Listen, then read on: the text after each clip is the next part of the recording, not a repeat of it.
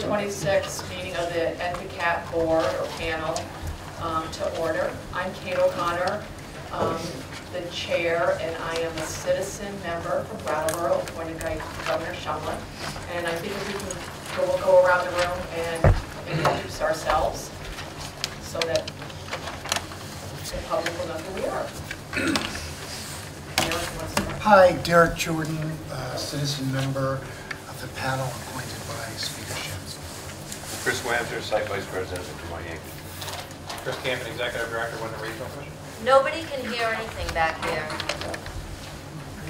Chris Campbell, Executive Director, Wyndham Regional Commission.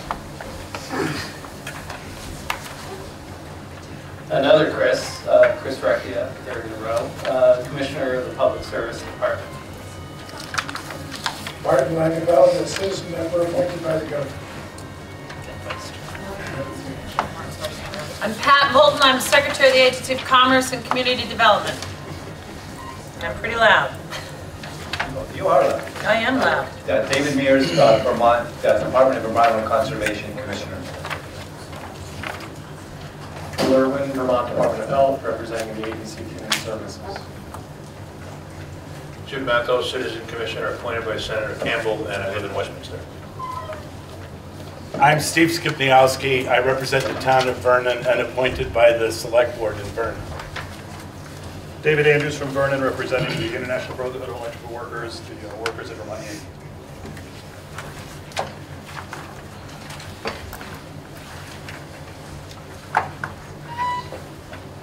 Now we're going to look at the January minutes. I don't know if everybody on the panel has had a chance to read them. Does everybody feel confident? There was one change that we're going to make. It would be on page 4. And I don't know if we've made that change. Tony? It's the one from Chris Wamser. Yeah. Yes, that has been incorporated. It should be on the minutes that we just received. Is it the part in red? Yes. Yeah, thank you.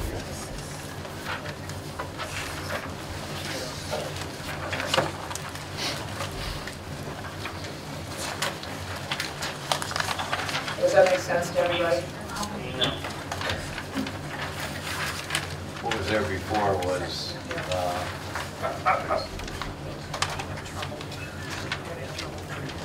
It's going to be hard. Yeah. Yeah.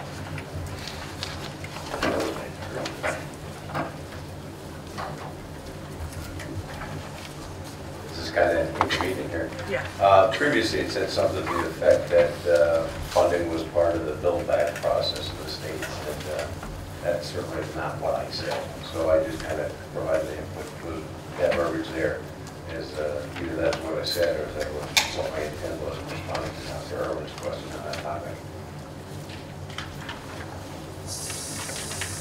So, Chris, not to,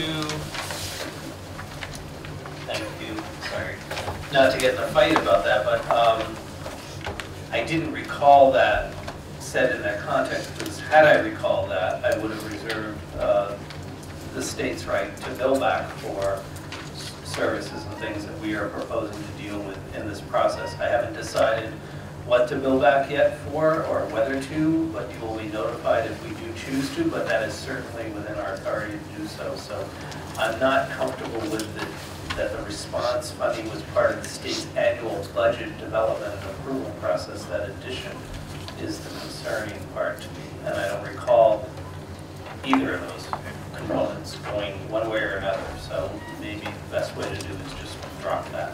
But that's fine.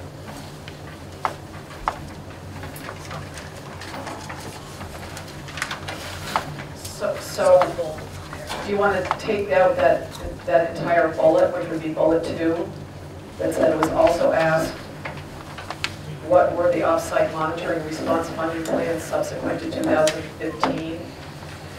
Or, and you want to say in response, it was indicated that response funding was part of the state's annual budget development and approval process. You want to take the whole bullet out, or? I would recommend just taking the second sentence out. In response, it was indicated that response funding was part of the state's annual budget development and approval process. That will be taken out. that means there's no response. Right. I mean, the factual matter is, it was asked what the off-site monitoring response funding plans. I don't know that we have a response. I don't remember any of this level of detail being discussed.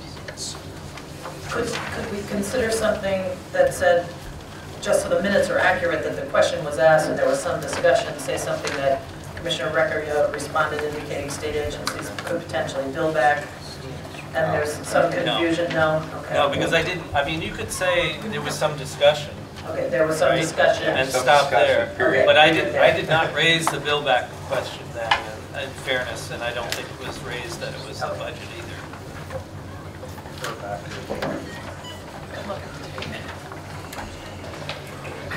Obviously, the video will provide the facts.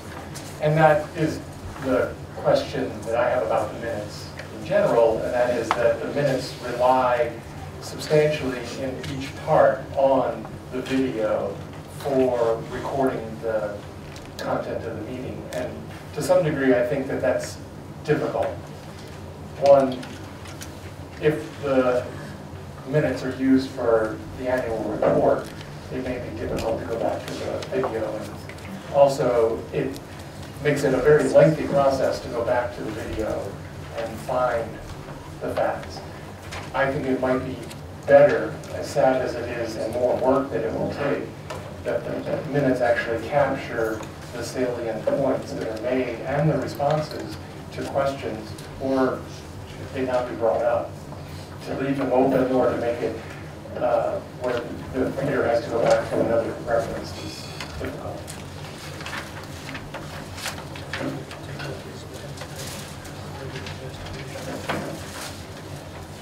Martin just made a suggestion that we table the minutes for now until we look at that section of the video. I don't know if how people feel about that. It's fine. We'll just wait till the next meeting. I accept the compromise language. That I just think that a larger issue is relying on the video in the minutes as a part of the minutes. Just to get it all going. Yeah. I'll move approval of the minutes with the amendment on page 4, second bullet, regarding the off-site monitoring, that it end at subsequent to 2015 period, and that the sentence be struck after that and replaced with discussion followed, period. Second. Does anyone want to talk about that? Okay, all those in favor of approving the minutes? Aye. Anyone opposed? Do we have anybody on the phone from the board, from the panel? Who's on? Hold on, one second.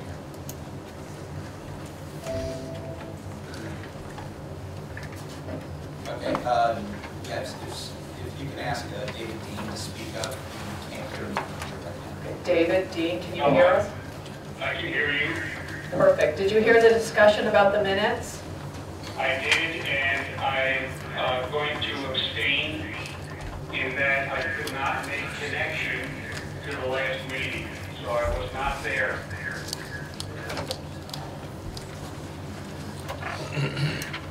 Okay, what we want to do next is, I guess we've divided the meeting into two parts. One, the first part is really sort of stepping back and getting ourselves focused on what we want to do.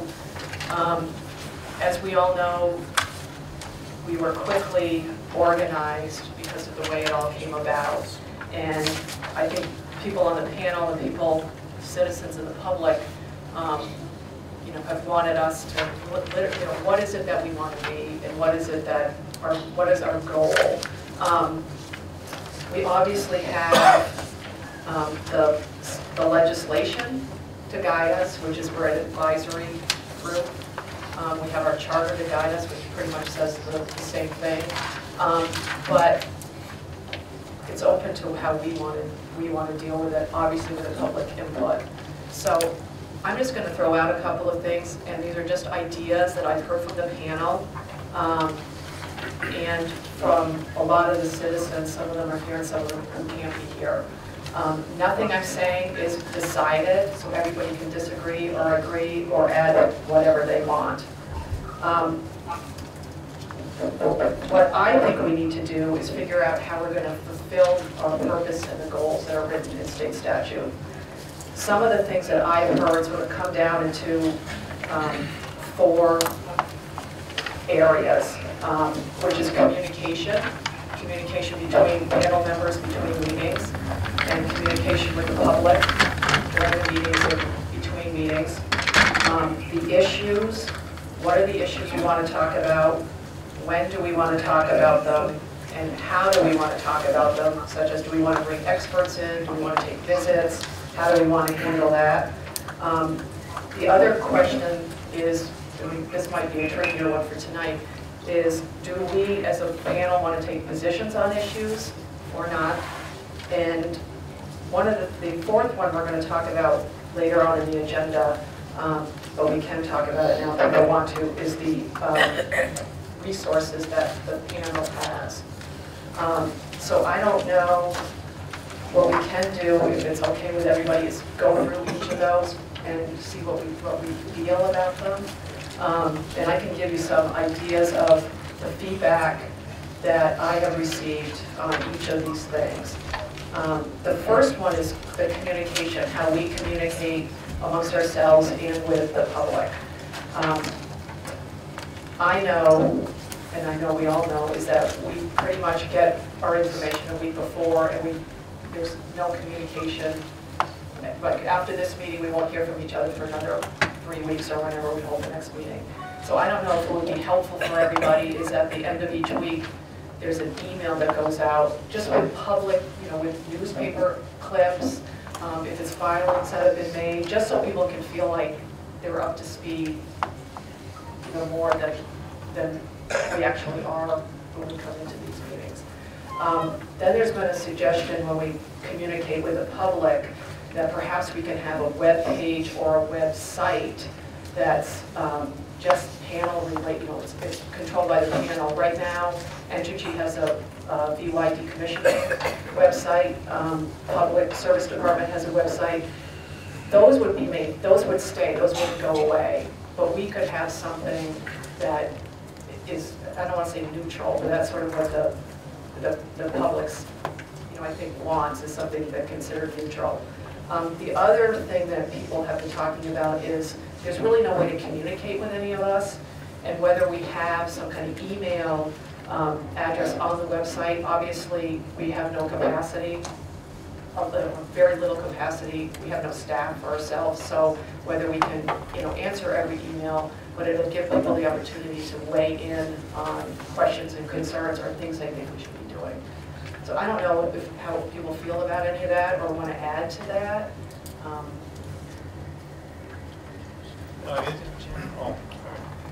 And we might want to identify ourselves for David who's not. Yeah, this is Jim Matto. I think it's a great idea, and going back to the first thing you said, is that update that we would get a week after could also go on there, and then the public would be updated right along with us. And the other question I have is, would it be appropriate for panel members if they chose? It might not be a smart thing to do, put their own emails on there so people could contact them directly if they wanted to.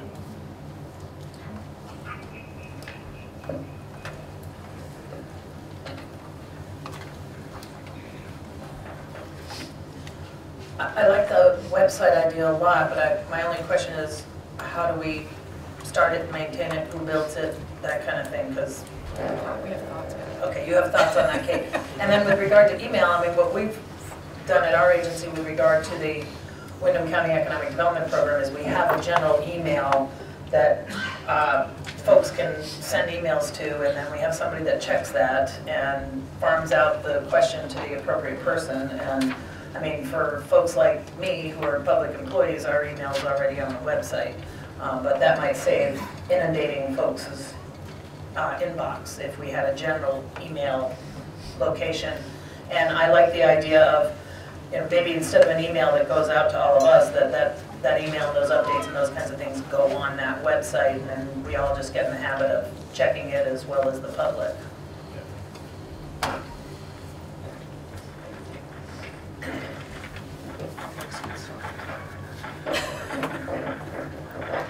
No, I like the idea of updates. I think there's a lot of information that should be shared on a weekly basis. It's a good idea. And definitely to make it open to the public as well as panel members. Great. Yeah, and let me give you a little update on what we were thinking about with the website. And we'll get more into this in the resource part, but currently right now the Public Service Department and Entergy are providing in-kind contributions, and the Public Service Department, there is a financial support from them as well. The Public Service Department is willing to give the financial resources to put in place whatever we have to do with the website. Entergy has offered to help us set up the website. They won't maintain the website, I want to make that really clear, but they will help us with the technology, whether it's the website or a web page. So we have that capacity if everybody is comfortable with that.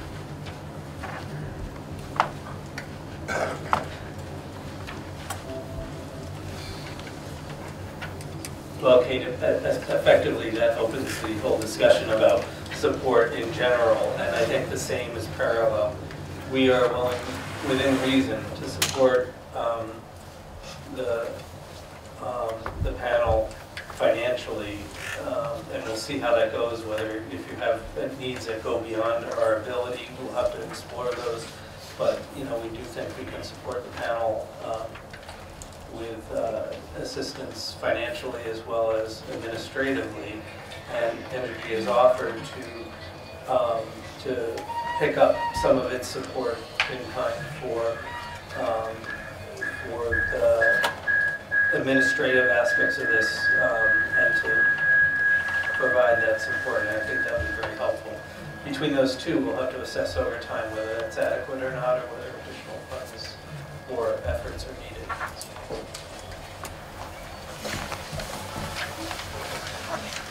It's a good exercise.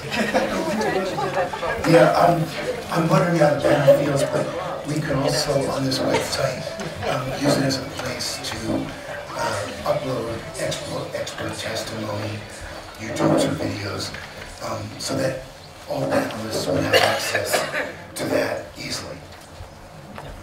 Maybe useful.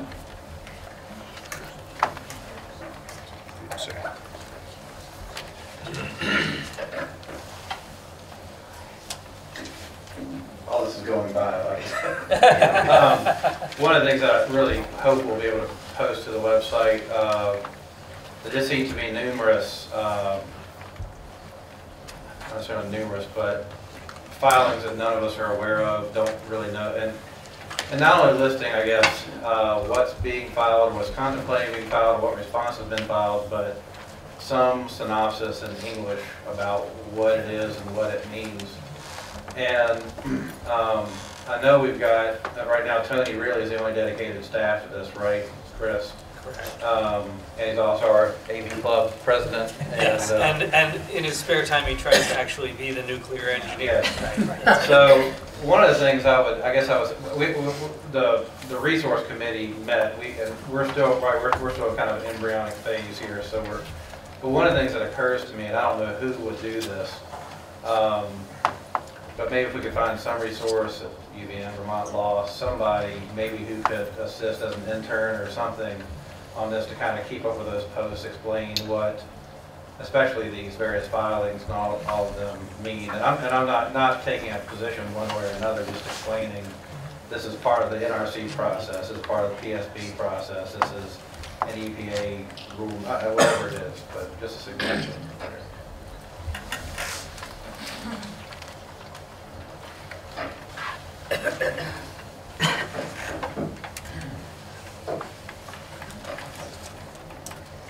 I just want to let everybody in the public know that we're just going to go through this, and then we're going to have time for you folks to comment. So we're not ignoring what you're here.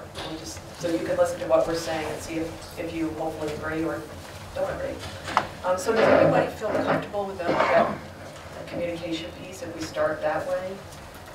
Like trying to get a website together and emails and. Now the next thing is, I think is a more complex, maybe it is an issue. But what are the issues that we want to talk about? You know, so far we have pretty much talked about things as we think of them. I don't know if there was a reason to the method to how we were talking about things. But it's how we want to talk about them and when we want to talk about them. I have been in touch with both the state and with Entergy about putting a timeline together of when things are going on with the decommissioning so that we can talk about things maybe in an order that's relevant to when something is happening. And I know we're working on that. And I can list a whole bunch of issues that people have brought up to me, and I'll read them off, and then everybody can either add or subtract, and these actually are issues that came from the public. Obviously, one of them is the emergency zone, which we're going to have a briefing on tonight.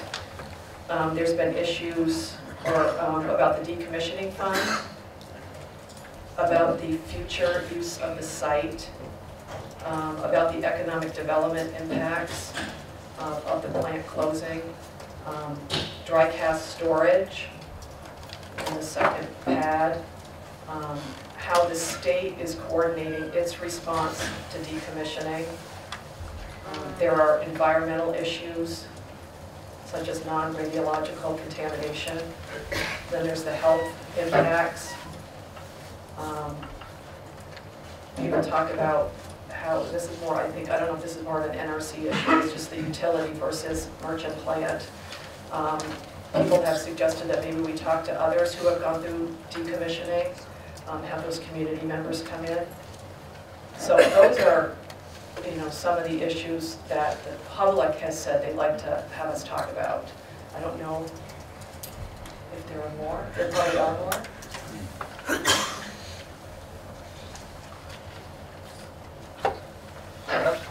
Can you hear me if I don't use that? Can you hear me? So, okay. We moved it on this one. So, one of the suggestions I had too was if folk are willing, if we could find the resources, if they're willing to host us, is potentially a group visit to Wiscasset. Because I know when I met with the town manager, the town planner, and the town treasurer, I found it incredibly useful. I don't know that it's fair necessarily to expect those folks to come here when it's really our issues that we want to talk about. So, so there was that. The other thing I was going to suggest is potentially having someone come up from Mass DEP who were involved in the road decommissioning to talk about the state's involvement there. And then the other thing I was thinking, I know PSD had retained an expert on decommissioning. I just thought it'd be useful, whether it's a person or a group of people, to talk about in previous decommissioning, since we exist, if you look at the our reason for existence, to advise the Governor, General Assembly, agencies of the state, and public on issues related to decommissioning. Have folks who've been through this before kind of talk about what kind of points to expect, especially state engagement in decommissioning and the other issues around it, just so we're aware of the broader universe of issues that we may ultimately be touching. And I don't know if that would be, I don't know exactly who that would be, but so I just add those two words.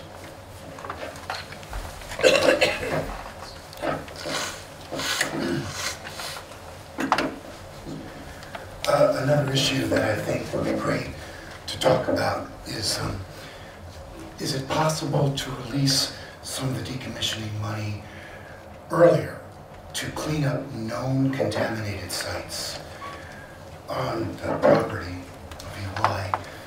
Because if we don't, then that leaves many years for those known contaminated sites to spread further and deeper into the soil. I don't see any reason to wait so long if we know there's stuff there that needs cleaning up.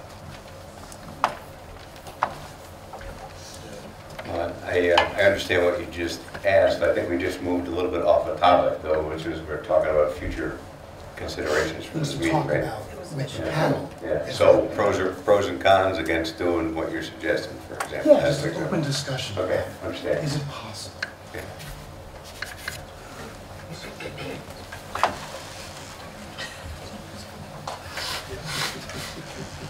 Our fitness program. You're punished for getting the microphones, you have to take it to the next person. There you go. Good idea. The discourage excess discussion. I guess from my perspective, this may just be because of the lens that I'm looking through it, these set of issues, but the most valuable discussions for me are kind of going beyond just what are the future uses of the site, but to like what will it take to get to those future uses. So underlying that are a set of really critical decisions, both for the state on the non-radiological, but also the opportunities to influence the NRC and Entergy components of the cleanup at the site. You know, what are those levels going to be? And I think we should. That's one, from my perspective, one of the most fundamental, important functions that this entity can serve is both to have discussions about that are publicly available and transparent, so that the public knows about them and can weigh in. But also so that I would hope that we could at least consider coming to look, whether it's through consensus or some method of decision-making, get to a place where we wanted to make recommendations to decision makers, whether it's to Entergy, to the NRC, or to, like my department or other folks who are involved in decision-making. That just seems like a fundamental set of issues. The other category of issues, and one that I don't know that it would have occurred to me until as the process is unfolded and I'm beginning to see a little bit more about how the NRC oversight of the decommissioning process works, I'm increasingly frustrated with that process, and so I think it's worthwhile to have a process discussion among this group in this early phase of this to think about whether there are ways we can influence or change that process.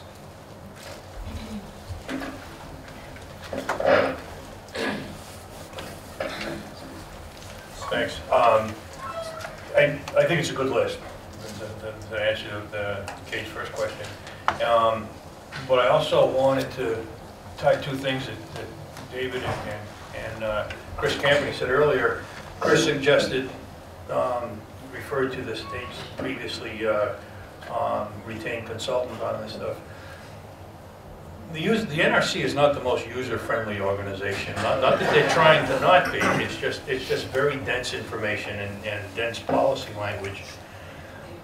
And when we try to understand it, our options tend to be folks from Entergy, from whom I've learned a ton of information over the years, probably forgot most of it, unfortunately, but that's my issue, who very, very knowledgeable, and also a lot of outside experts who tend to come into the process from the anti-nuclear end of things. I'm not knocking that either, that's what I see in front of me when I look out there.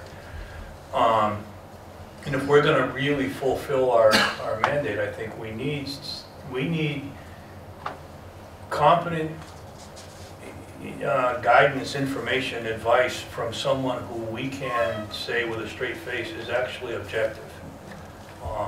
And I don't know if that person exists out there, but maybe that one is. And Chris and I have talked about that before. That might help.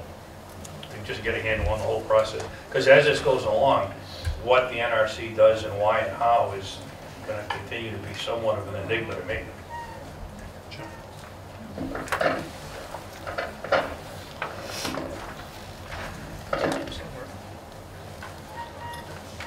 So a couple of, to echo what you're saying there, Jim.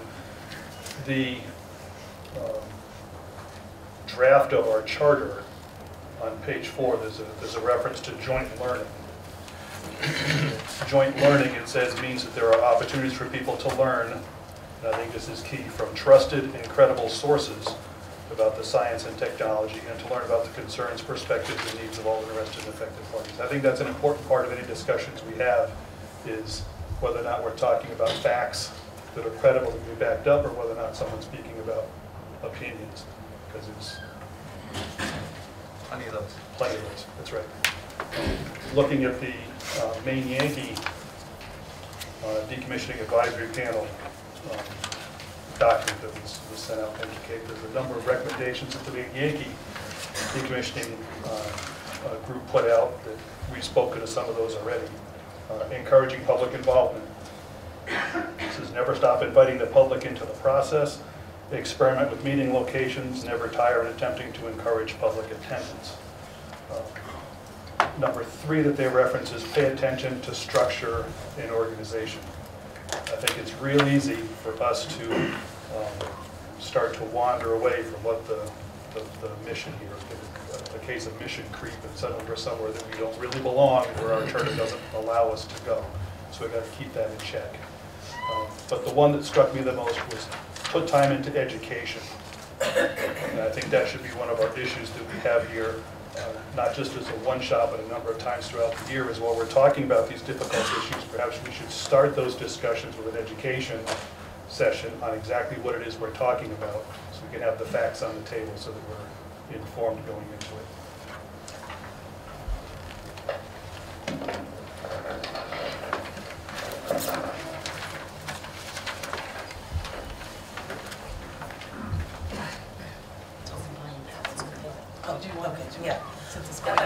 To your point, Jim, sorry if I'm interrupting somebody who stuck their hand up, my apologies.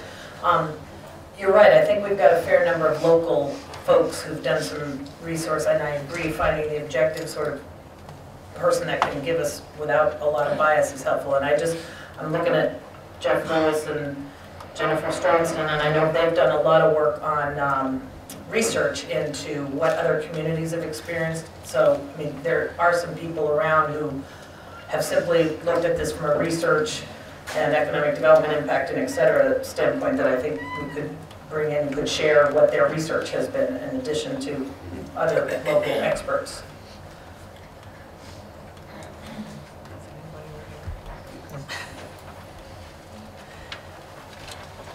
Now, the one thing too is, even if we come up with a list tonight, it doesn't mean that that's done. You know, so we can come up with topics as we go along. Does everybody feel comfortable? You know, we have the list. We'll type it up and send it around. And again, if we can get a timeline, we'll send that around too. And if everybody seems comfortable with that, we can. Molly's here, so she can answer one of the next questions. She can say yes. Because we have a thing on the agenda to talk about future meetings. We have a meeting tentatively scheduled for March 26th. And I don't know if James is going I talked to him earlier about it. It was tentative, and we're waiting for confirmation. Okay. So he has the invitation. Okay, perfect. Molly invited Jay Tarzia, yes, who would come and talk about dry cask storage. And we have it tentatively booked for the March 26th meeting. So I don't know if it makes sense for everybody that we write the subjects down that we want to talk about, we come up with a timeline, and maybe at the next meeting we can figure out what makes sense to talk about when. Does that make any kind of sense? Rather than have everybody else figure out the timeline, I hate to suggest yet another committee, but maybe we do want to have a small group of folks come back with suggestions. And also, I would think because really what you had mentioned, Kate, is true. I mean, ideally, in an ideal world, we would have kind of educated ourselves before we launched into everything else. And I feel like that's what we've all been suggesting. The theme here seems to be education. I mean, even you, David, I mean, mine kind of linked in with you. It's like, how are we even effective, regardless of where you stand on an issue? Right. And what are the issues that are going to be coming at us so we can even educate ourselves about them? So maybe what we could do is not only come up with a schedule, but also make some kind of sense out of what should come first. So and I'll volunteer for that. Who else would like to be on the committee? Martin, will be on it? David, two over there. Okay, so we've got Chris, Dave, Martin, Jim, and Bill. Okay, and that committee will meet and make suggestions and hopefully we'll have something for the March, I'm assuming we're gonna do a March 26th meeting, so we can have something ready for that meeting. That makes sense with everybody. Jim, David, how that work for you guys? And meetings are virtual, teleconference? Yes. We've got that figured out to meet open meeting law. We've got that all figured out. So anybody wants to can call in and there's a physical location. No, but all of us in southern Vermont want you to come down here. It's warmer down here. We make us go up there. Yeah. All right, does everybody feel comfortable with that? Does that work for everybody? Would it help if you appointed a chair that's not me? So Yeah. that we Who wants to be can, chair? just to get it started, because I'm going to I- be gone for actually for part of that time, but I'll make whatever we do. Okay, who wants to volunteer? I'll share.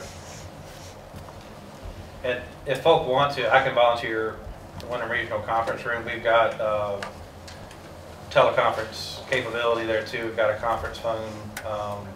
So if that helps, we can do that. Or just set a date early to meet, because the calendars fill quickly.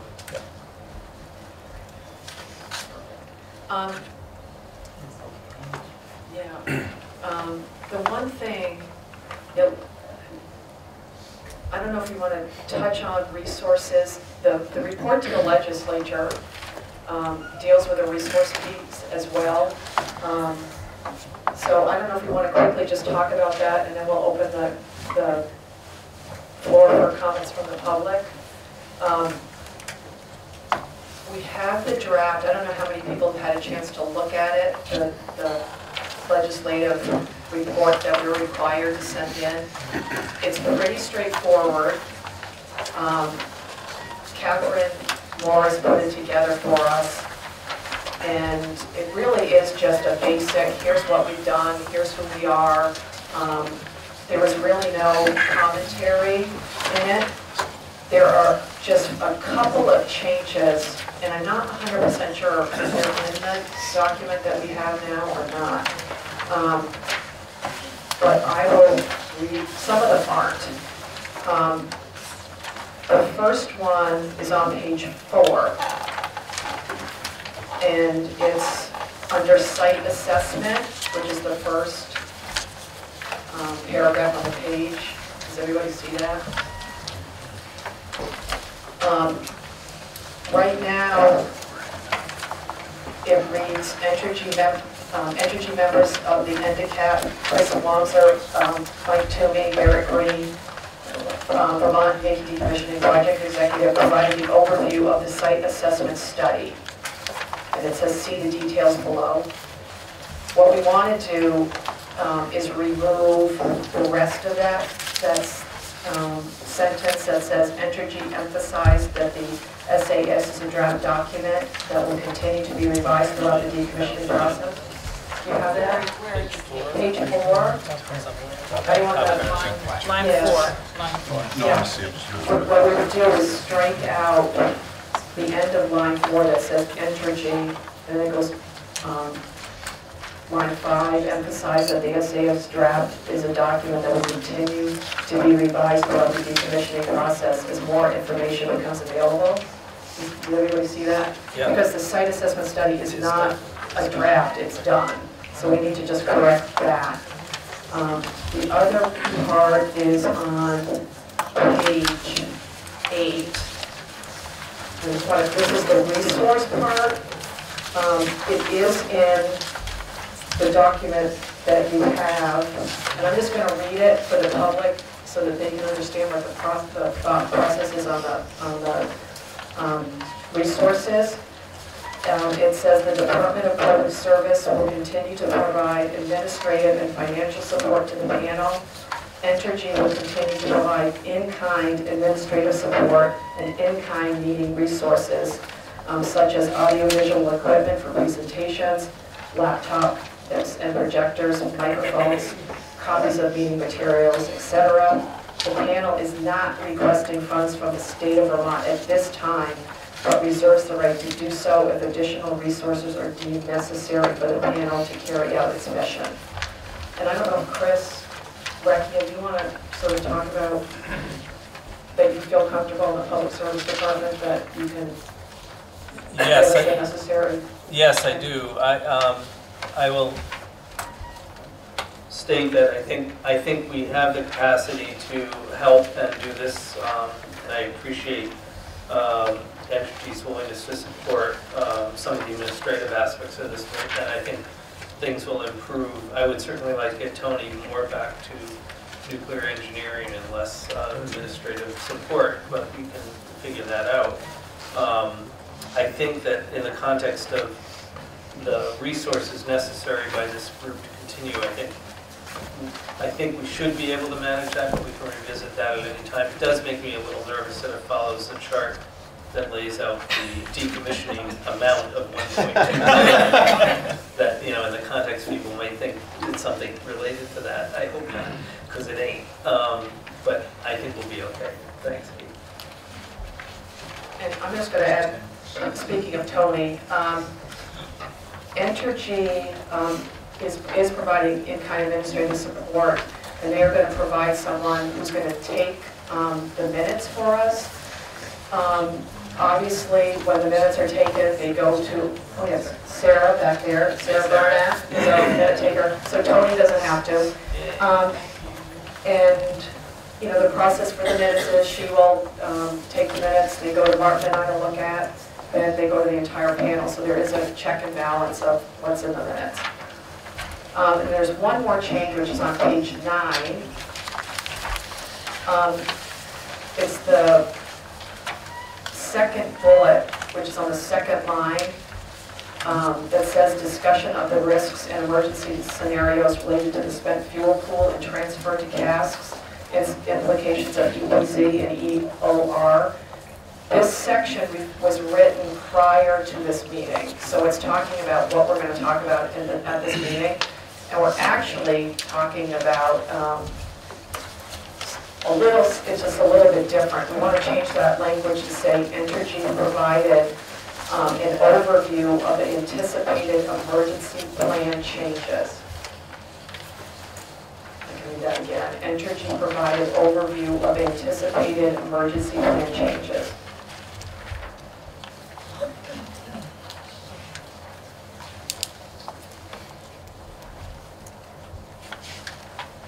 Did anybody else see anything that they questioned?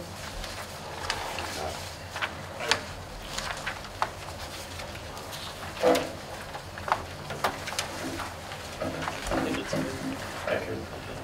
Yeah, I had a few suggestions. They're brief though. One is some of the page numbers, I guess, are a little different depending on which draft you have and how your printer works. But I'm in section 4, status of major decommissioning activities, and for me, it ends at the top of page 6. And this is status of major activities at the time of this report. I don't know if this goes best here or somewhere else, but I think it would be reasonable to note that the strontium-90 was detected in a monitoring well in August, I think, and lab results in November or something like that.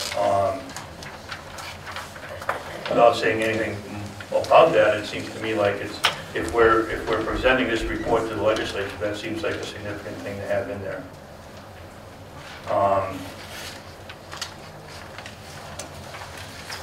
The other thing is on the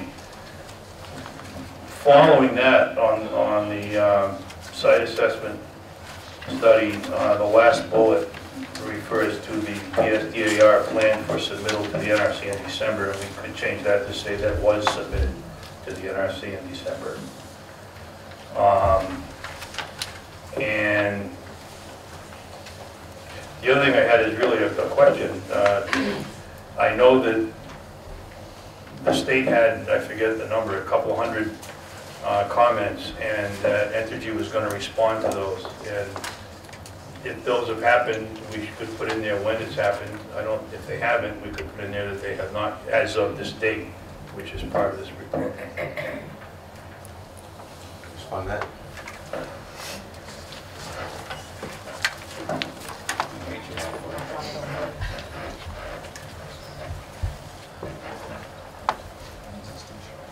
Two things.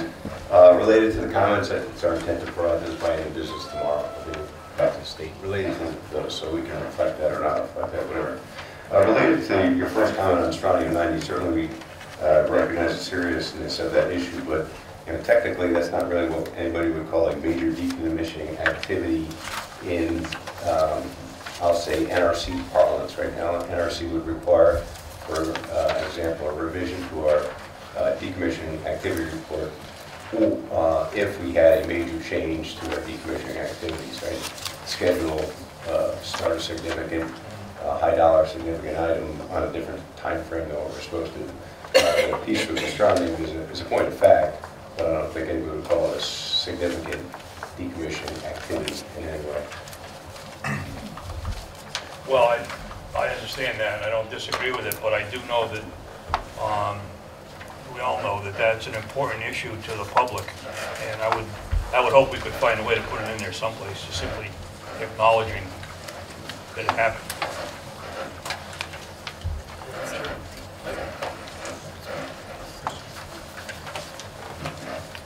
Thanks. Maybe the way to deal with this is to title section 4 major milestones or activities at the plant, period, not decommissioning necessarily. And then you could include it, because this really is a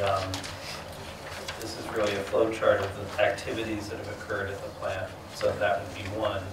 I am concerned a little bit about how it's phrased in terms of the sampling was done in August, but we didn't know about it till November, and then you had to confirm it in January. And it really was only January that the strontium was understood as being actually present. Bill can correct me if I'm wrong, but the NRC, confirmation. And so I'm a little worried about how that got, how it been, characterized here. But I think the concept is if you change this title, and I can't remember if this was a section that was required by statute in terms of summarize the major decommissioning activities or something in the report, but you could say, milestones and activities at the site, and then you could include it, and that would address Chris Mercer's point of that not really being a decommissioning activity, but it's something that we learned about. I just have one comment on the strontium 90 issue. Oh, hold on one second, David. 1 second. Can everyone hear me? My name is Steve Skibniowski. The strontium 90 issue is certainly not a new issue. You may recall the strontium 90 that was discovered in fish bones back in 2010, 2011. And then further analysis and further investigation throughout the state indicated that, in fact, strontium 90 exists in many places, not just in the Connecticut River Valley. Certainly, so we have it in fish.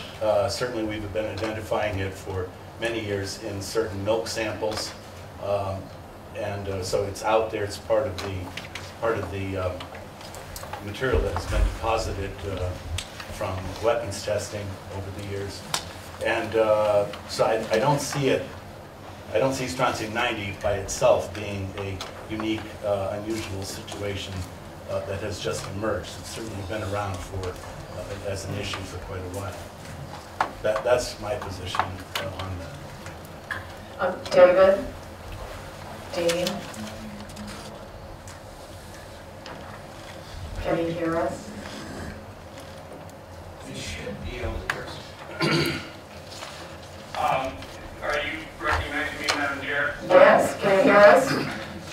The responsiveness summary, as I will call it, from Entergy to the public comments, is it possible that we could circulate a copy of that to members of the panel? Are you talking about the list of questions that the state agencies posed? No, I understood as listening to the conversation that there was a list of questions from the public that Entergy had responded to. And if I misunderstood that, I'm sorry. I have seen their response to the agency. I thought this was a new document and a new body of information. And if I'm wrong, bring in the question. Yeah, everybody's shaking their heads no. There is no such document. You may want to clarify for him what it was, and that their responses are coming tomorrow. Yeah, yeah. Hey, David? Yes. What's coming tomorrow is the response, what's coming tomorrow is the response to the agency or department questions that were posed. Entergy's response will be coming tomorrow. Okay, thank you. And that will be distributed to the panel members. Yes, panel members Sure. will get it.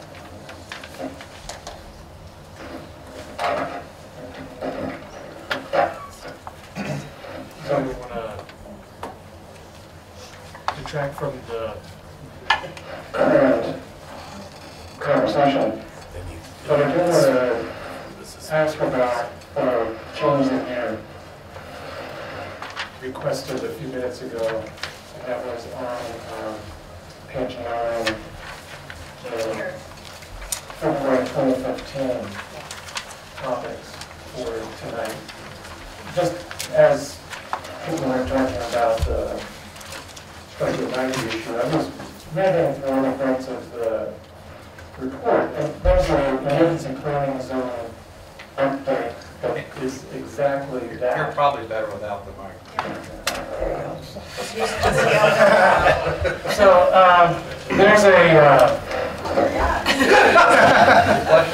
there's a description on page 4 from the October 30th meeting, and it starts on line 11 in the copy that was handed out tonight. Emergency planning zone, and this is exactly what you just described we were going to talk about tonight. And I don't think that that's what we wanted to talk about tonight. I think really what people wanted to talk about tonight was what are the state's concerns relative to what was described in October of 2014. So I'm not sure if the description that you suggested for page 9 for tonight's meeting is... Do you want to add more? Because the state, if we ever get there, we have it on the agenda tonight for the state, whether, I don't know which departments are going to do it, but to talk about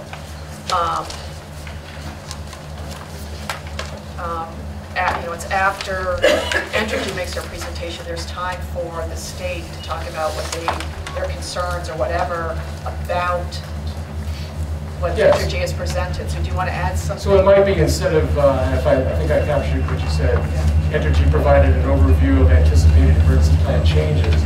Perhaps it would be...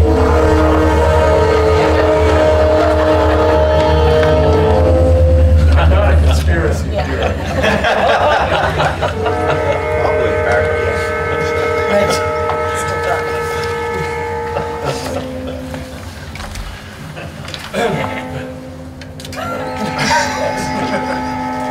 This is really entertaining for the 7 o'clock hour. But that Entergy provided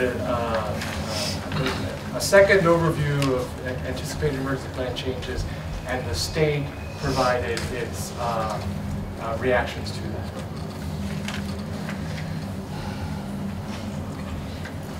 Does anyone else?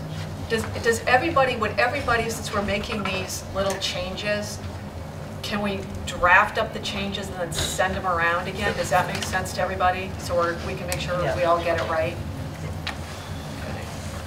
And we'll do that right away. This was due, I think, February 15th, but we've blown way past that, so a couple more days won't kill us. Does anyone else on the panel have anything? Okay, does anyone out in the public want to comment? Or if you do, we have a microphone up there, which we can actually, that works well. Yeah, we want to keep the comments to whether it's the issues or how we communicate. Because we'll have time at the end for, and if you could state your name. My name is Peter Tuzinski. I'm on the planning board, town of Leiden, over the border in Massachusetts. And many of the things at Vernon are affecting my town, or potentially will affect my town, which lies entirely within the 10-mile zone, the evacuation zone. And what the planning board has been concerned with after talking to its citizenry is Entergy's doing away with the EPZ, particularly at crucial times of removing fuel rods and the initial storage and dry cask. Also, there's an awful lot of comments that were made about 67 years in decommissioning. In preliminary studies, we have seen that many nuclear reactors that have been done away with, decommissioned, have done that in a far shorter time than 67 years. I was very much concerned at the NRC hearing the other day on the 19th that most of the people who are involved with oversight at the NRC and at Entergy, this gentleman here is a representative there, will all be dead by the time this thing is cleaned up. So de facto we have, in reality, a nuclear waste dump on the Connecticut River combined with strontium, which I do not agree with this gentleman over here that it was there all the time. But nonetheless, scientists have said that it is feasible to decommission this project in a far shorter period than 67 years. There are financial questions that I don't fully understand with involving the decommissioning fund, where the money is going to come to.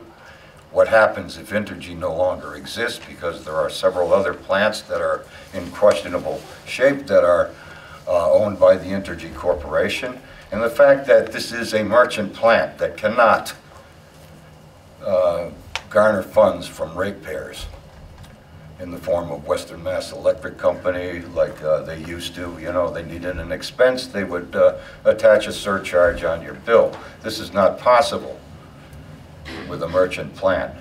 So there's some grave concerns that I have that were not fully answered by the NRC, and I would like this panel as a citizens panel, where in your charter you are to take the concerns of the public. This is a town, though we don't have any. Well, we have one representative, Representative Paul Mark here, representing several towns that are well within the 10-mile radius. And if there are any mishaps or inappropriate actions that take place, i.e. terrorism could be involved in this day and age, anything like that, my town would be infected, or no, that's not the right word, but affected by the result. As a rural community, most of us make our living by farming. We have livestock concerns, etc. It's a very rural community with back roads, etc. An elderly population. And the doing away with an EPZ and an adequate warning system is a concern to our FEMA folks that are involved in the community as well. And we feel that it is really essential to restore and keep that EPZ for as long as possible, and to post haste do away with this plan. Thank you.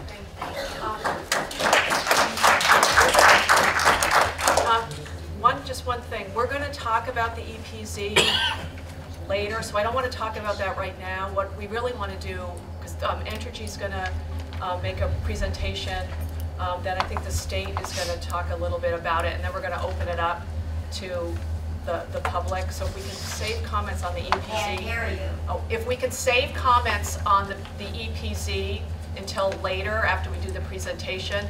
Right now what we'd like is if there are any comments about the issues that we're going to talk about or anything that we just spoke of. That would, if we can contain it to that right now, it would be great. Leslie? There's another chair. Great. Hi, I'm Leslie Sullivan Sachs. I live in Brattleboro. I'm with the Safe and Green campaign. So I know this panel is trying to do at this meeting what essentially the main Citizens Advisory Panel did in a year before they even got started. As if you read their lovely brochure, they had a year of listening to experts and learning and touring. So I know you guys are in a really tough spot. When Entergy first started settlement negotiations with the state, and when the NDCAP board first started meeting, there was a lot of talk of open and transparent. And I think that a website where everything is posted and everything made available to panelists and to the public would be a huge step in open and transparent. I'm sure you're as frustrated as I am to read something in the newspaper, you know, Bill Sorrell filed this, and then read a quote, or maybe two, but you know, go on the Attorney General's website, can't find it at the DPS website. God forbid if it's an NRC thing, because you know that's like a needle in a haystack. So I really would push for that to get up and running as soon as possible, because I think it'll really help all of you tremendously to keep up. One thing I would add to the issues, and you kind of ran through the issues really fast, so I'm not really, you may have said this, but I may have missed it. There are some things that are beyond the scope, perhaps, of Vermont Yankee and this particular panel, but that may be helpful as background. Anyone who was at the NRC meeting probably heard that essentially the rules for decommissioning merchant plants are being made up as we go along.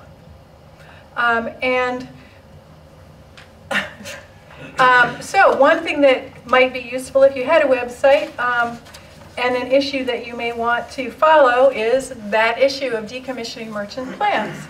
On March 5th, the Nuclear Energy Institute, which is essentially the industry, you know, the industry group, and industry folks are going to have a meeting with the NRC to talk about decommissioning rules.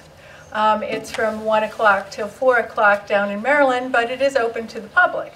So something like that meeting may be, would be a great thing to have available on the website for anybody who's got 3 or 4 hours to listen to the NRC and the NEI. And that would be an issue that I would include, would be decommissioning merchant reactors. And the last thing I just want to say is that I found the description of the state resources for the panel to be really vague. And I was wondering if we get a little more specificity there.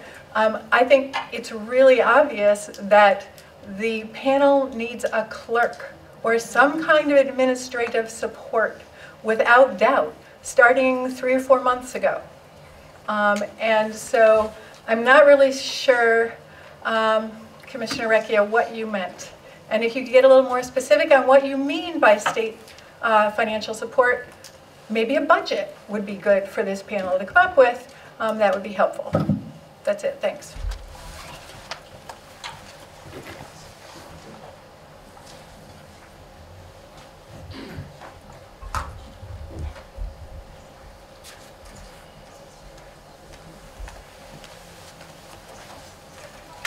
Thank you so much for having this meeting today and give us an opportunity to speak. My name is Isaac Mass. I'm a Greenfield City Councilor. Thank you, Representative Mark, for representing us on this panel. I'm listening with interest to the topics that you're discussing today, and I can tell you a number of them are of interest to my constituents in Greenfield. And chief among them, I know you'll be talking about later tonight, is the EPZ. And I'll only speak briefly on that, except to say that the Greenfield City Council passed a unanimous resolution in support of opposing the elimination of the EPZ in the morning period from 60 minutes to 15 minutes. I'm not an anti-nuclear advocate, and particularly I actually lament the loss of Vermont Yankee because of the loss of the jobs and the energy that it produced. But I can tell you that I'm very concerned about the process, in the fact that the request was made without seeking any municipal input. To my knowledge, there was absolutely no outreach to the city of Greenfield regarding how this might affect Greenfield and what we would have liked to have seen. Greenfield is the location of Greenfield Community College, which is the disaster response area. It's where everyone's supposed to report in the 10-mile radius to seek help and go further. I'm sure we would like to have been involved in that process, and I think education about what Entergy thought about the safety and what others thought about the safety might have influenced the decision of the Greenfield Town Council in passing that resolution. But as of today, without any information at all, from our perspective, there's no reason at all to reduce safety in any way, regardless of what the cost savings are. The second issue that you discussed, which I think is important to discuss, and I hope you will continue to, is the economic impact to our community. Not only the loss of jobs and the labor loss in the greater Pioneer Valley in southern Vermont, but also Entergy was a major purchaser from businesses in Franklin County and Greenfield particularly, which is a center of commerce. It's going to have, the decommissioning process is going to have a serious economic impact to us, and we'd like to hear about efforts to ease that as much as possible in ensuring that any purchasing that's made for decommissioning purposes is done at a local level. Finally, the one other issue that I think is a very hot topic in Greenfield currently, which again may be outside of the scope of what this committee is talking about, but I did not hear you mention among your list of issues, is the replacement of Entergy. We're certain the decommissioning, the energy is lost. We're hearing about the impact in other places, but it's having a significant impact on utility bills in Massachusetts. And any efforts to, I know site reutilization is an issue, any efforts to include solar and wind and other energy producing mechanisms would certainly be of interest in our community. And I'm sure we would be interested in all of the efforts that's being made by the Citizen Advisory Panel. I'd encourage you to reach out to Massachusetts communities, particularly our community television. I know you're talking about going on the road. I would invite you to come to Greenfield to have at least one of your meetings. Greenfield Community College is more than able to accommodate everyone here probably more comfortably. A little longer to drive, but a little more comfortably. We could do satellite feeds where people can sit in a room and hear what you have to say and report back without having, and even participate without driving up. I encourage you to reach out beyond southern Vermont and even go into Massachusetts and New Hampshire. I know you have a representative here from Massachusetts, and I appreciate him being here and his input. But the people of Massachusetts, you heard from one other tonight, and I know it was the people of Massachusetts who brought this to my attention and the attention of the council. I encourage you to continue to do more public outreach south. Thank you. One of the things I think we can do, because I know people either you're going to leave here and think of a subject or something, is what we can do is get an email address and get it out to everybody. So when you leave here tonight and in the middle of the night you think of, oh, I want the panel to talk about this, there'll be a way for you folks to get it to us. If that makes sense with everybody, so we can do that. Does anyone else want to talk about what we were just talking about? We're going to do EPZ later. We can get up again. Hi, Lissa Weinman. I've taken the minutes for many boards that I've served on, and I would just, no offense to Entergy, but I think the whole discussion of who's taking the minutes is an important one. A lot of people don't read the minutes before the meeting. They do become public record if the video is not available. I think it's unwise for the credibility of this panel to have Entergy taking minutes, just the way it was unwise for the NRC to depend on Entergy personnel to check people into their public meetings in the past. So it's a perception thing, but I do think it's meaningful. And it also speaks to the idea that there is some personnel support needed. You're talking about a website. A tremendous amount of work goes into what's on that website.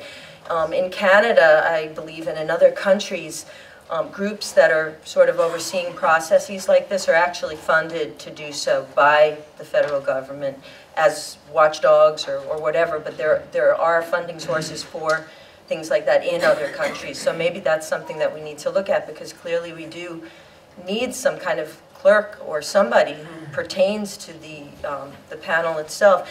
I also just very briefly want to say that in terms of experts, if we're talking EPZ, the main concern about the EPZ being maintained is the safety of that spent fuel pool.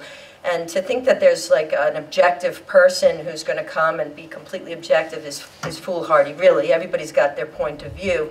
But there are people from the National Academy of Sciences and also from the Union of Concerned Scientists. It is not an anti-nuclear organization, either one of those, that have done a lot of studies on fire potentials at spent fuel pools who could be invited in to speak about that most important issue.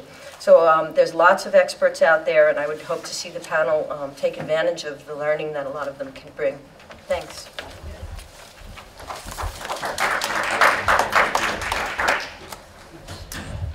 I guess we're ready to move on to our next subject, which is future meetings and how we want to handle it.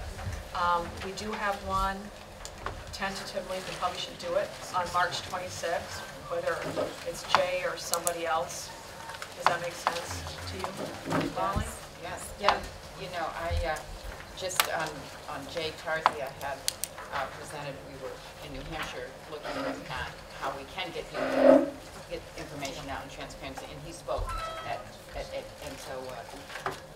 But you get more than one. Yeah. You know, to have different. That's absolutely fine, and I'm happy to. I'm sure we can put his bio out on the website so people can see who he is without me having to read it right now. But which might Can't be hear you. You know, I've got the worst seat. Oh, yeah. You lost my back. We'll give you the mic. Oh, that doesn't seem to be solving our problem. You know, I think I can just talk louder. I think, Can you hear me? Can you hear me now? Yeah. Okay. So I think what Kate was responding to was the young woman who just spoke about having different experts come. And we in New Hampshire had asked a gentleman by the name of Jay Tarzia to come and do a presentation in Hinsdale in regard to the same issues of safety on dry cast. And I thought he did a very good job. He has an excellent background, and I said I'm happy to put his bio out on the web, but we could have more than one. You know, as you said, there can be different people with different opinions, but people at that meeting felt that he was very helpful with his background and to be explained just his own science and expertise. So that's really all I had to say. And I think we're talking about the next meeting, March 26th. Yes. I have just a question. I've heard Jay Tarzia named several times now. Could you give us a very brief verbal, because I've never heard of the gentleman. Okay. Well, actually, I'm assuming it's a gentleman. So I went to school with him. Oh, there you go. And I would say that you really do want to have multiple people. Jay is an exceptional scientist and very smart fellow, great businessman. Unfortunately, he's a principal for a company that is doing decommissioning work for Vermont Airport. Large part of the site assessment study and post-shutdown decommissioning activity. Yeah, that was not. But Jay does have extensive experience across not only the United States and around the world. His company did, when we issued the site assessment study, inside that there's a couple of the, what do they call them, the historical site assessments.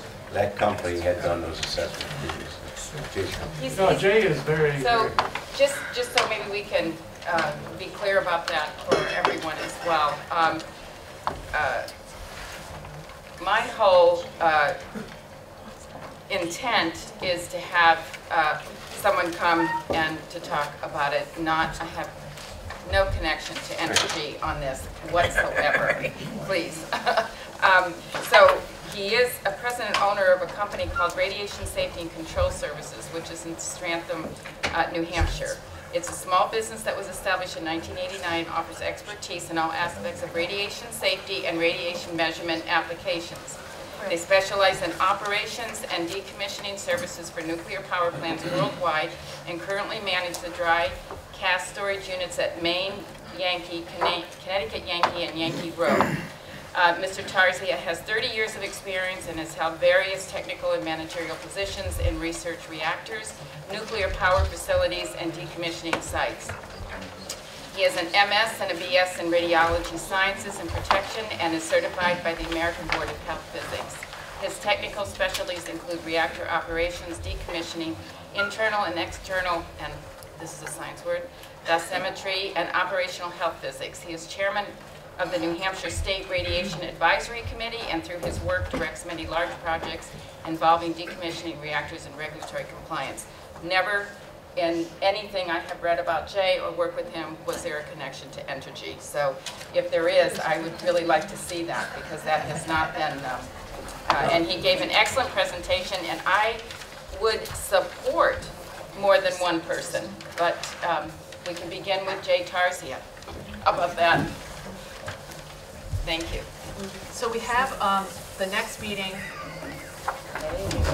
Oh, now we can sing. You're not the chair or Amy Club for nothing. I feel like a lounge singer.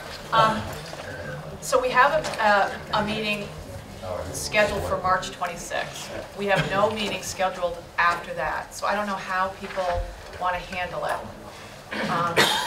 You know, we're minimally required to have 4 per year. So anything above that, I mean, we can make our own decisions. So I don't, you know, does anybody want to throw out ideas? I don't have to travel as far as Pat, but I feel like, I mean, I've mentioned this before, especially on the education front, we've got a lot of catching up to do. This is a short commute for me, but this is our Citizens Advisory Panel, so I'm going to advocate for more meetings, more information as opposed to less, because I think we're at a really important juncture at this point. I mean, I already feel like we're playing catch up to the whole PFDAR acceptance process. I would advocate for, let's see what the committee comes up with, and maybe maybe we could tentatively schedule a meeting for April, or maybe we want a month off for mud season. But maybe we could lay out, maybe that would help inform how we deal with the schedule going forward.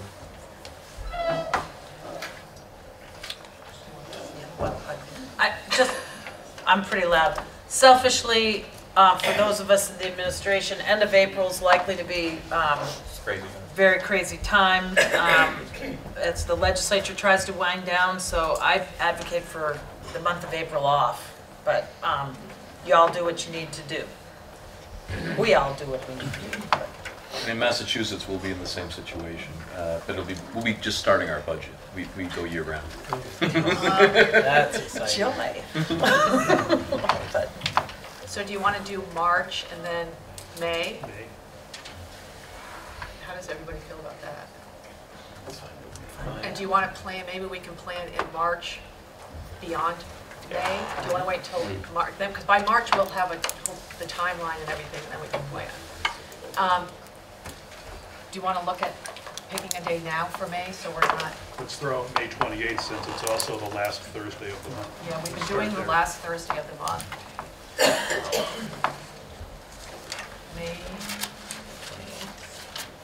May 28th, which is a Thursday night.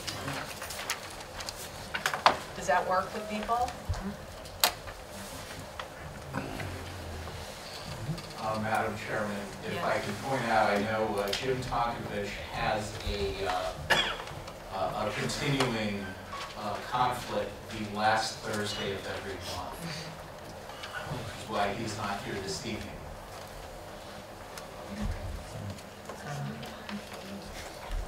So he'd like to do the 21st? Do we want to try the last Wednesday of each month, perhaps? Wednesday? To do the 27th or 21st? 27th.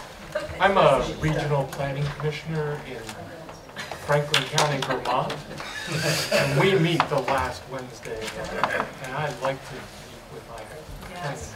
Well, how long will it take you to get from here to Franklin? Really? Just 3 hours. Yeah. When is it? Tuesday? Do you want to try the 3rd Thursday of the month? Because No, Martin's Doesn't work for me. Nope, doesn't work for me. Okay. Yep. Those mornings started in Montpelier for me at 9 in the morning. Saturdays. Did we just rule out the 27th? Oh, yeah. Yes. Wednesday. How about Tuesday? What about the Tuesday, third 26th? Wednesday? 26? That's the last Tuesday of the month or when the regional commission meetings. So what have we ruled out? The 26th, 7th, and 8th, right? Monday. 25th? That's Oh, it's Memorial Memorial Day. Day, so we can't do that. That's free. Do you want, so we're looking, do you want, are we looking at the week of the 18th? Looks like it. Third Wednesday. And we said the third Thursday doesn't work? Doesn't work. The Wednesday is fine. Third Wednesday. 20th? Third Wednesday, which would be May 20th? So I won't be here that week, but that's just one person. May Kate, 20th? is it best, I mean, it takes up a lot of time Yeah. always when you're trying to find Yeah. a large group to find one night. Can we do one of those, you've set out on the web and put a few dates and, I mean, it's gonna, Do it. because it's, I mean, everyone's checking there as we sit here, but we may not find a consensus unless we keep it on the same night of the same time every month and it's in our schedule. Right, so- from the audience will hear it as well. Oh, yes. Can we just get a time check and a refresher on where we are in the agenda? We're gonna speed up now. Got All right, to so- the warp 8. So do you want to, what we'll do is, we've got March 26th, and then we'll send something around and figure out the May date. Is that what everybody wants to do? Or do we have a consensus? We don't have a consensus on a May date. Okay. Doesn't sound like it, and Okay. it sounds like we ought to be talking about changing the day of the week. Wait. Yeah. Okay, so we'll do that. Now we're just going to talk, Martin's going to talk briefly about the charter, and then we're going to move into EPC.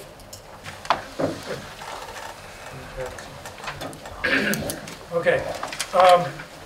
So you have the charter. At the last meeting, there were several items that were just suggested and that we took into consideration and added. Basically, adding language from the statutory language that set the handicap up, getting that into the opening paragraph, and other places where the charter aligns directly with the statute, changes in language for greater consistency. There were some eliminations of language here and there that was duplicative. There was a concern brought up about the language last month said that all emails between members of the panel would be public records. It was pointed out that there is business that happens between members of the panel that is not related to the panel's business or to decommissioning. And so the language now includes only correspondence directly related to handicap substantive issues.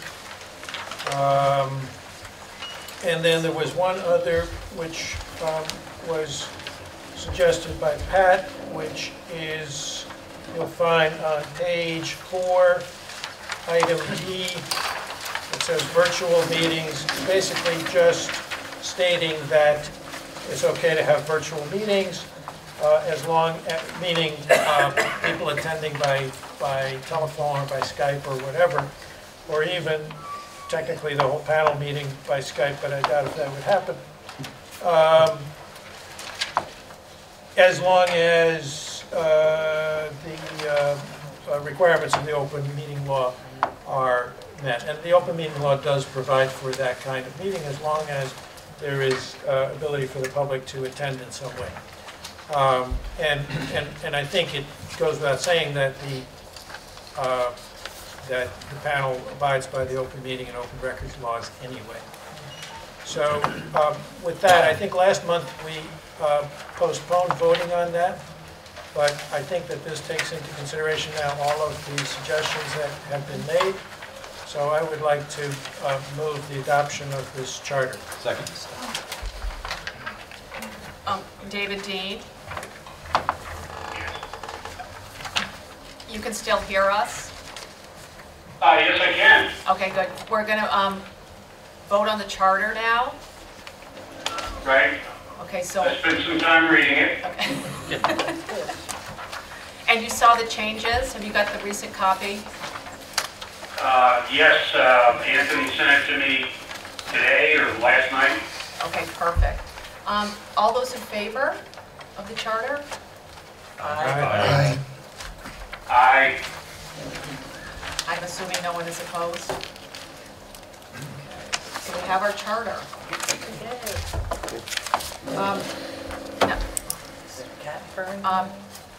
We've already talked about Just to be safe, this open meeting law has some arcane requirements. we have to go around roll call. Oh, I think Yeah. that is absurd, but could we at least Yeah. note that David Dean voted in the affirmative? Yeah. We've talked about resources already, so we've taken care of that on the agenda. So what we'll go do is go to Entergy to do their presentation.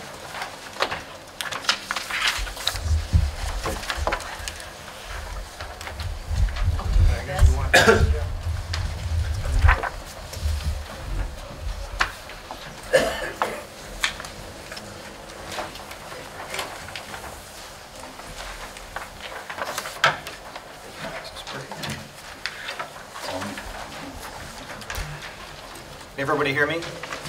Nope. It's Tony. I can probably talk loud enough so everyone can hear me. Yeah, switch back to that and see what happens. Yeah. It helps if you turn it on. I could try that. Is that better? No, this one. Is that better? Yes. Can everybody hear me? Okay. Good evening. My name is Joseph Lynch. I'm the Government Affairs Manager for Entergy. And, based on a lot of the conversation tonight about, people and experts, I want to just take 30 seconds to tell you a little bit about my background. I've been at all of these meetings in the various capacities, but I've worked 33 years in the nuclear industry, 5 of which were at Vermont Yankee when they operated. But I also spent 3 years down at Connecticut Yankee as head of decommissioning oversight and 4 years at Yankee Row, finishing up the decommissioning of the Yankee Row project. My primary responsibilities was site closure. So it was working towards getting that site where it is today. Unfortunately, there is fuel on the site, so the reuse of that site is limited by the fact that long-term fuel storage is still part of the picture. But I wanted to give you at least a little background so you knew a little bit about what my history was. Next slide, please. Actually, the next 2 slides. Thanks. So I just really want to start off by talking about safety. One of the things that's paramount in our industry, but in particular at Vermont Yankee, as we transition from an operating plant to a decommissioning plant, is safety. And safety is more than just worrying about our people, but certainly that's one of the most important things. We also worry about nuclear safety, so that's overseeing the fuel, radiological safety, making areas that we access our employees very safe so that when they're working every day, they're not picking up any undue amount of radiation or dose. We talk about environmental safety, and it's really about being stewards to our environment. So we're overseeing that all the time at the site, even as a decommissioning site, and certainly that will be paramount going forward. And we talk about public safety. It's making sure all the things we do stay within the boundaries of the site and that we're not causing any due harm to the public and all the decisions that we make. So I want to make sure that's the focus of all the activities going forward because it's certainly paramount to Vermont Yankee going forward.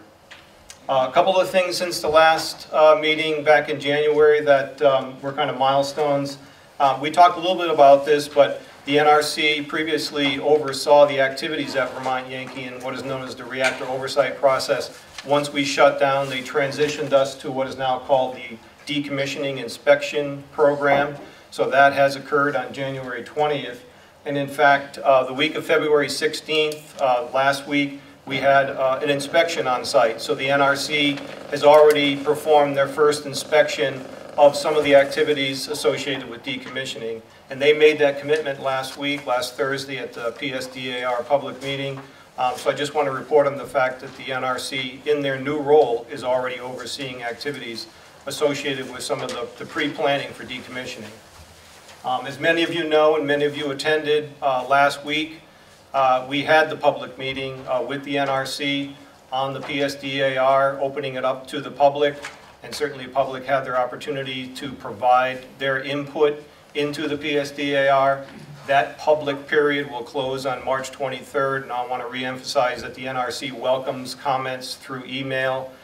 If someone did not have the opportunity to attend and provide their comments verbally, the NRC will have that open until March 23rd, at which time they'll take those comments and pass along to Entergy any ones they feel need additional information. We talked a little bit earlier about the set of comments that were sent to us by the state agencies on the early draft of the PSDAR. And as Chris mentioned earlier, we have prepared our response and are planning on sending that out tomorrow. Now, the one thing I will note is that we received about 190 comments in total. 52 of those were specific to the PSDAR. The balance of them were comments on either the site assessment study. In some cases, Commissioner Mears' department had comments on the historical site assessments.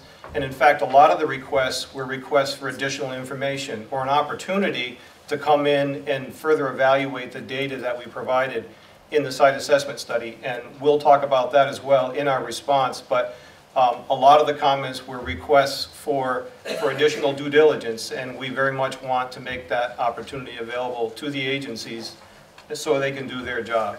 So I just want to make very clear, it's our commitment on transparency, it's our commitment to open up our records, if you will, to allow those agencies to do their job.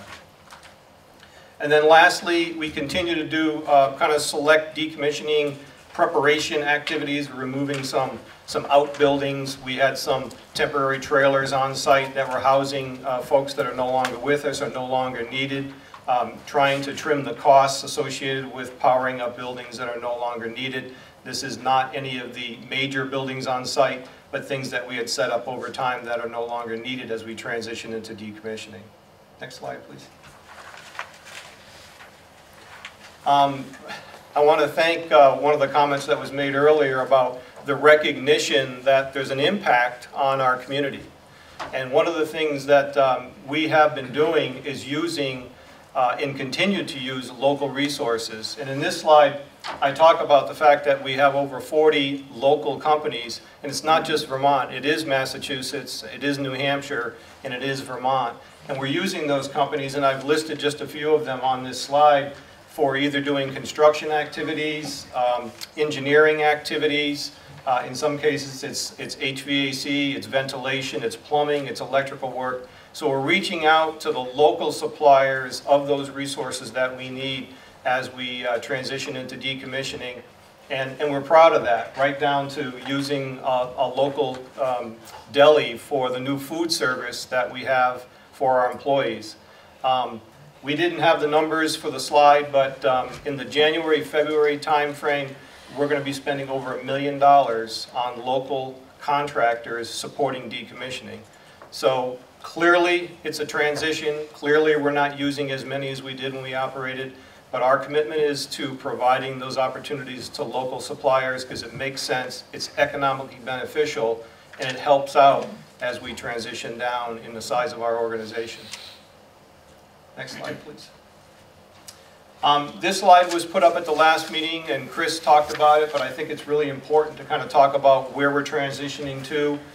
First and foremost, we'll continue to be compliant with the settlement agreement, and there's a number of very key milestones that are in front of us, things that we plan and execute as part of our activities.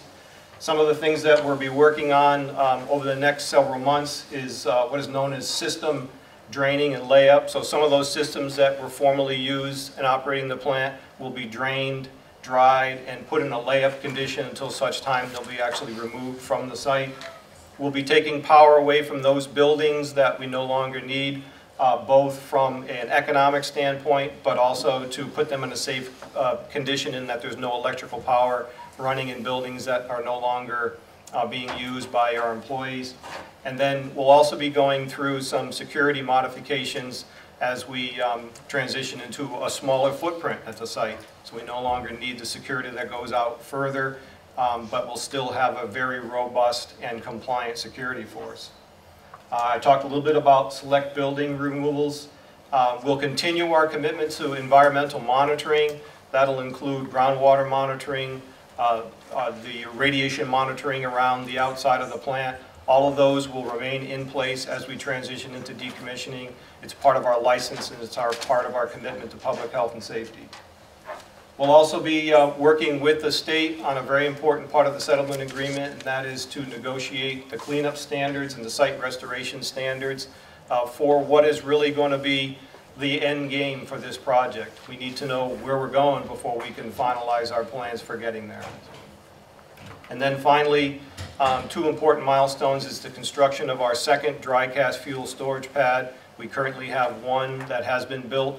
In order for us to accommodate the transition of all of our fuel from wet to dry, we will be needing a second pad, and as part of that process is getting approval from the state, and then we'll be in a position to start transitioning fuel in and around the 2019-2020 timeframe, which will complete the move of all wet to dry, which is part of the schedule we put out last week. Last slide, please. We also heard a lot tonight about communications and transparency, and this panel is the first step in getting information out to the public and receiving information from the public. So certainly we acknowledge the importance of the panel and the importance of getting comments from the public to the decision makers and to get more information, better information out to you. One of the things that we do on a regular basis is stakeholder outreach, including speaker engagements. And one of the things that Mr. Mass talked about in Greenfield is the decisions that were being made by the Greenfield City or Town Council regarding emergency planning. I don't recall anybody from Entergy having the opportunity to go there and provide perspective on emergency planning. It may or may not have helped, but we're here to do that. And we would like that opportunity to come down and talk to the folks that have a concern about emergency plans, whether it's in Greenfield or Gill or Leiden. So please reach out to me. That's part of my job. We would relish the opportunity to come down and answer the questions, the tough questions and the questions that your local supporters have.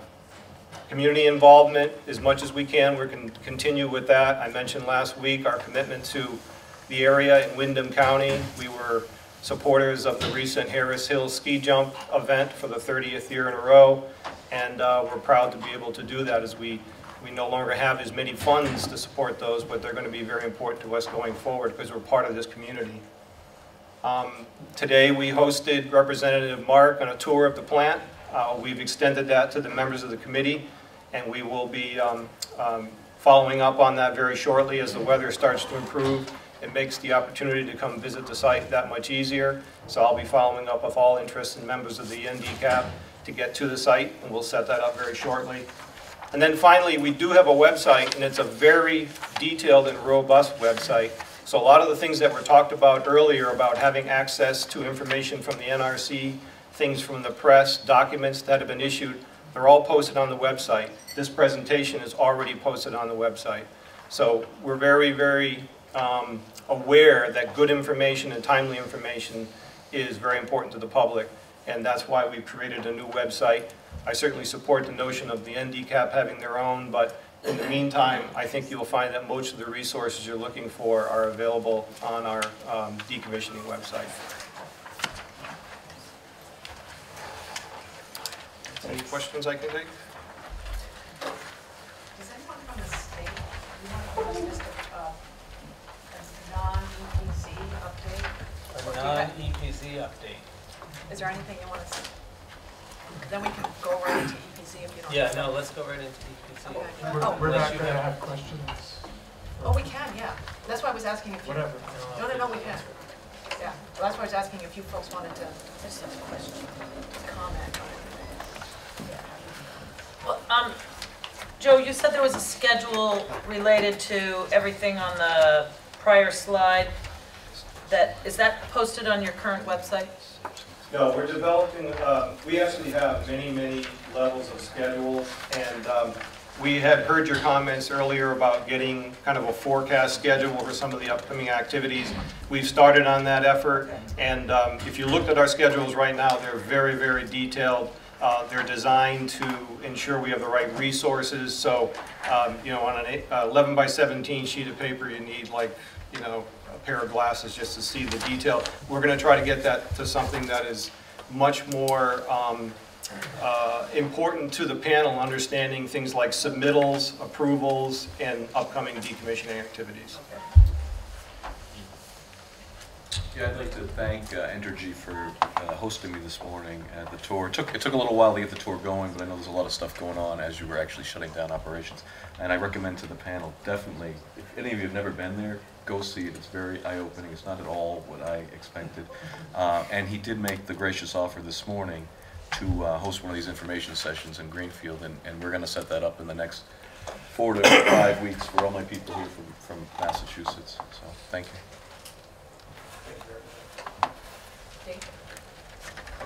I don't have quite, are we done with the question and answer, or are you looking for the state questions? Go ahead. Great. So your slide 3, the removal of select support buildings underway.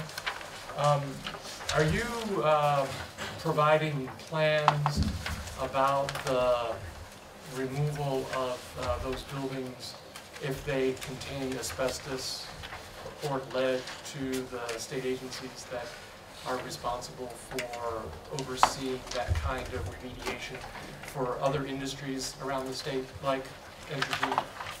Absolutely. We have a schedule for those buildings. We go through and do kind of an environmental assessment of those buildings. If permits are required, whether it's asbestos abatement, all those agencies are notified, the permits are pulled. We have subcontractors on site who are experts in that particular area if it's something outside of our expertise, and every single one of those are compliant with the state regulations.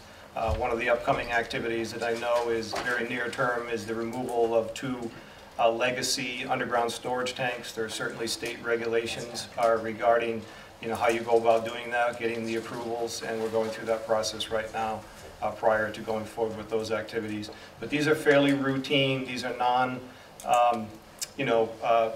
power block type buildings. They're outbuildings, trailers, storage buildings that are on the outskirts of the plant that we're just removing them as we kind of shrink the footprint down and try to save some of the costs associated with keeping them heated and occupied. And then I was at the site last week or so and saw that there were 2 excavators. One appeared to be using a jackhammer tool and the other bucket, and it looked like they were working over at the former low-level radioactive waste storage area. And I wanted to get some idea of what that work is and whether those materials are being stored on site or if they're being removed from site. Yeah, Dr. Irwin, I don't have local knowledge of the exact scope of that work, but certainly, you know, after the meeting, can get you in touch with the right people as to what the scope of the work is, so we can provide that to you.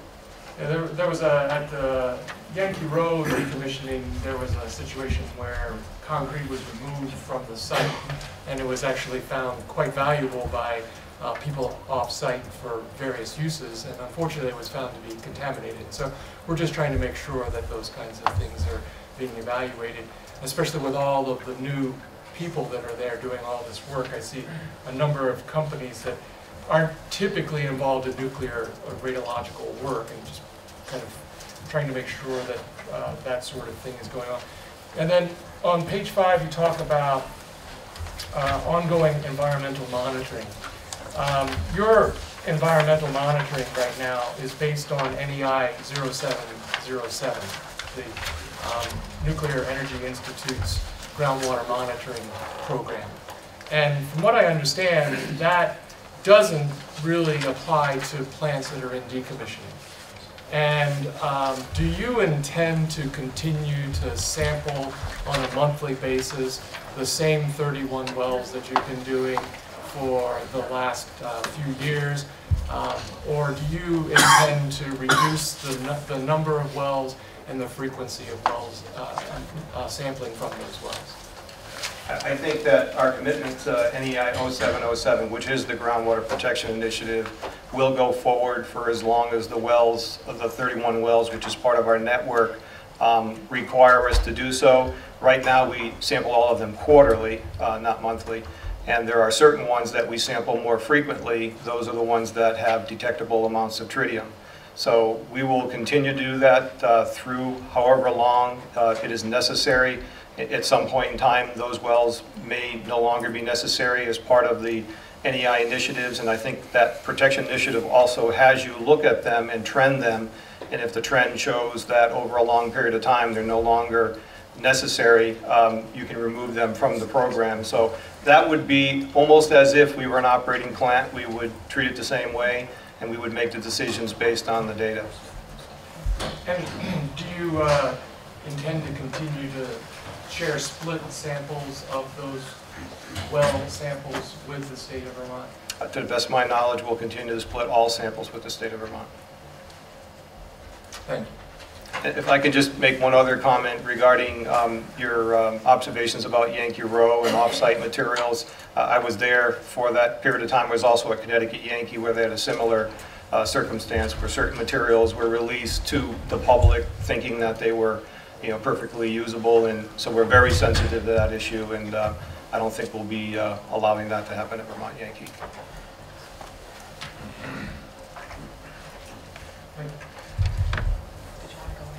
Yeah, I'm happy to make some comments. Go ahead, Chris. And one question as a result of that. And Joe, even though these are smaller buildings and not particularly significant in terms of size or scope related to decommissioning, do they come off the ultimate costs of decommissioning, dismantling the whole facility, or are these entirely excluded from that?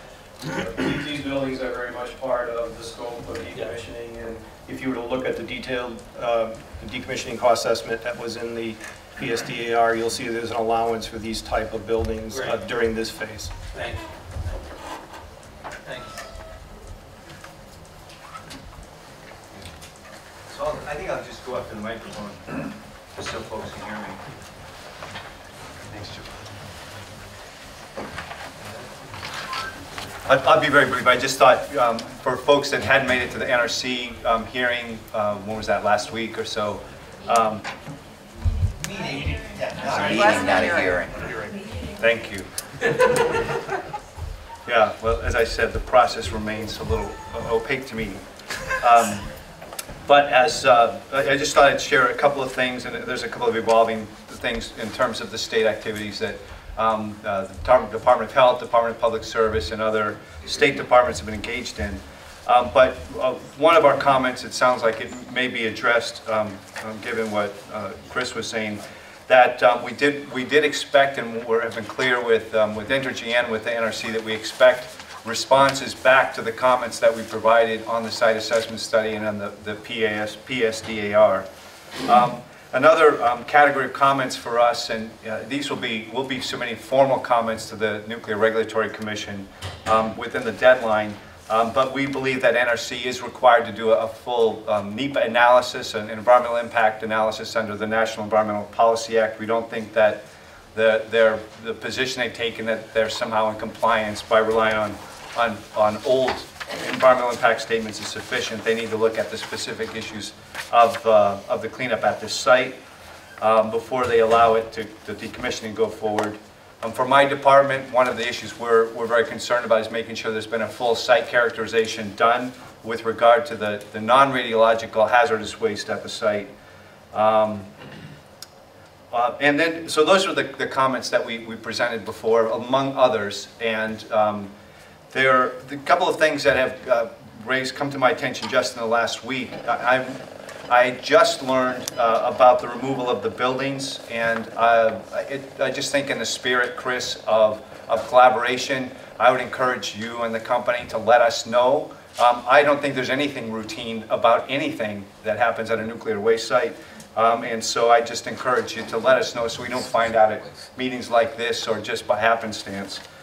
And we'll be continuing to have a conversation about that in a more formal, direct way. I just wanted to flag that for the public, that it was a surprise to us. We didn't know in our agency that there was building removal happening. And then I would just note there was a reference to the site standards being negotiated with Entergy, and I look forward to that conversation. I'm glad that we'll start that. I also wanted to make sure that the public knew that we will not be negotiating cleanup standards and adopting them without a full, open, and public process. So I don't know anything, Chris or Bill, that you may want to add, but those were kind of I thought some of the key things that we've been talking about recently, apart from the EPZ. Right, but still, I'm waiting. Yep, I don't have anything to add to this part. Thank you. David, I mean, when it comes to this, so as a regional commissioner, I'm a little concerned that you just found out today about buildings that have been taken down. Well, it wasn't today, right? It was in the a few last days few ago. days. Okay, well, last few days, anyway. So I guess, I mean, so one of the things that would be helpful, and maybe this could be a discussion, and I don't want to put you on the spot now, but like in March, I mean, like based on your own expectations, and by your, I mean the state, based on consultation with other states that have already been through this, based on best practices, what kind of monitoring and oversight do you feel, by the state, do you feel is necessary? What's the plan, and how's it going to get paid for? Because that's just to me, that's a big looming question. And again, you don't have to answer right now, but maybe that's something that we could talk about in March. I feel compelled to just kind of clear the air here. At the last meeting that we had a month ago, I provided an update on Vermont Yankee, and I'm fairly confident in that content. I mentioned that we were going to be removing small buildings, outbuildings. Am I the only person that remembers that? Okay. So I remember the buildings. I don't remember the low-level waste shielding models. Okay, well, we talked about taking down a number of buildings, and just for clarity, Bill, your comment on asbestos, there are permit requirements for us to sample and determine whether any building does or does not have asbestos. I personally sign off on those, and they go to whatever the appropriate state agency is, and they've been sent at least a month ago. So the permit processes, we are tuned in to comply with laws in general, and we're doing that. So, I just want to make sure it's clear that nobody in this audience believes that somehow we're doing shady business down there, because that is not the situation, okay? In the area of asbestos, Vermont Yankee had an annual permit in the past because of the scope of work there. Right. And you've changed from that kind of work to what's more the norm for others across the state. And so asbestos is something in the Department of Health in particular. And that's why I brought it up as opposed to Environmental Conservation Department. And there are concerns that the way normally that's done is a plan is submitted before work starts. And that absolutely occurred. Absolutely occurred. There are time requirements. We have to give you so many days or weeks to remove that stuff. We comply with that 100%.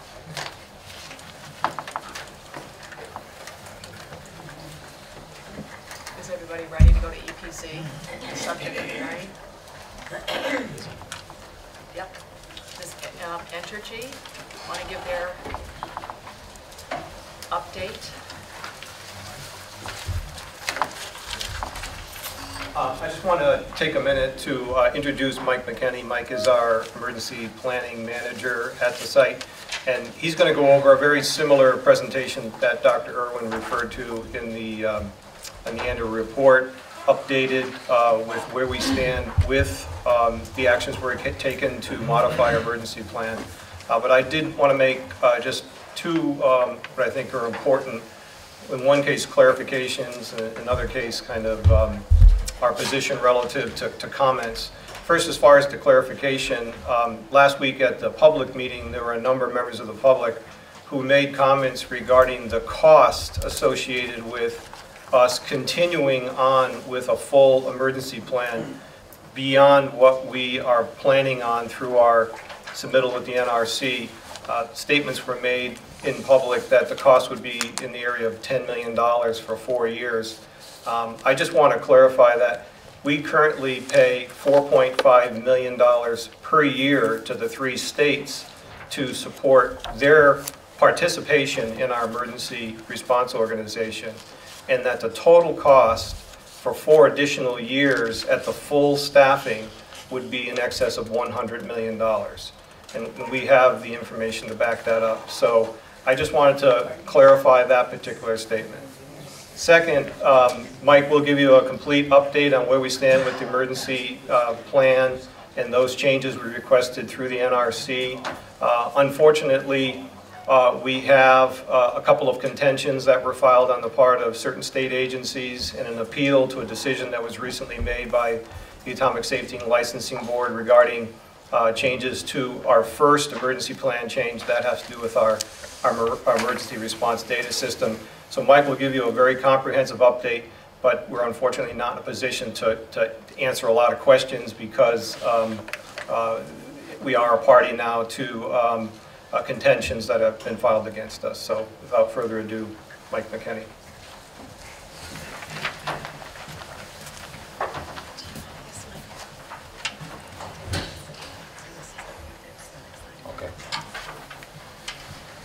Okay, we'll see how everything works out here. Hopefully the mic and the clicker work. Good evening. As Joe mentioned, I'm Mike McKenney. I'm the Emergency Preparedness for Vermont Yankee.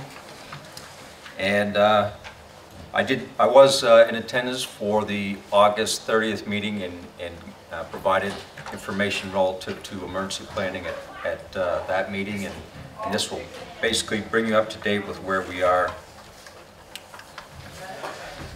This timeline has several pieces of information on it.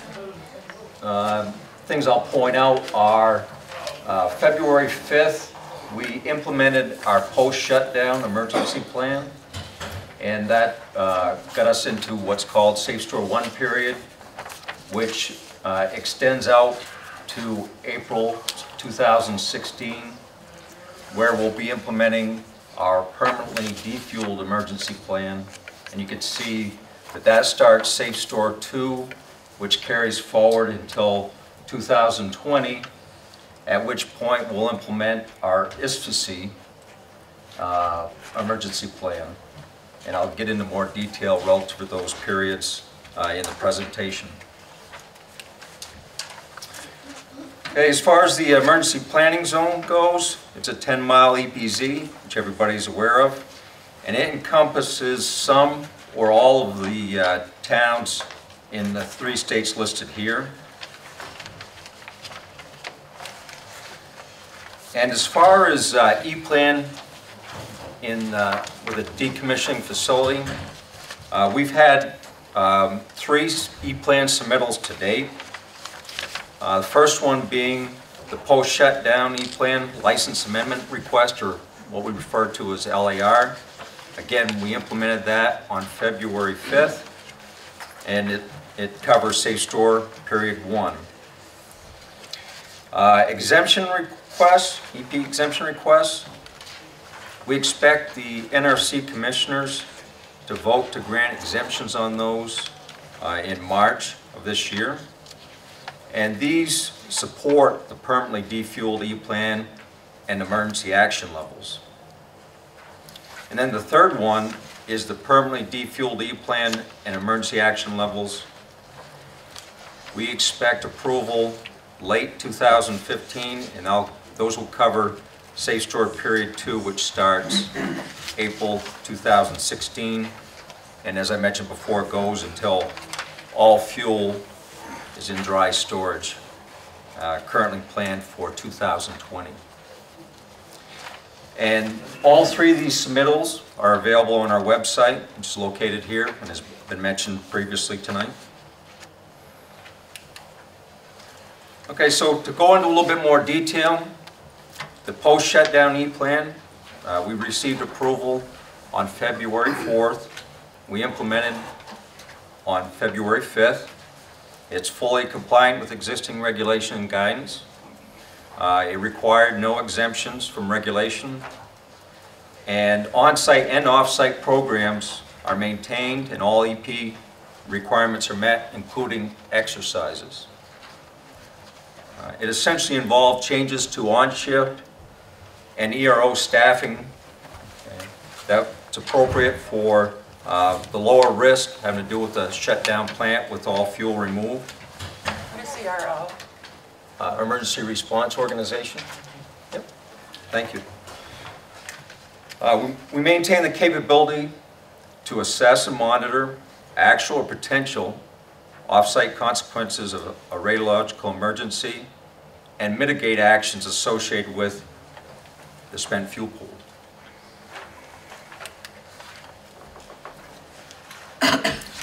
A robust emergency plan remains in place.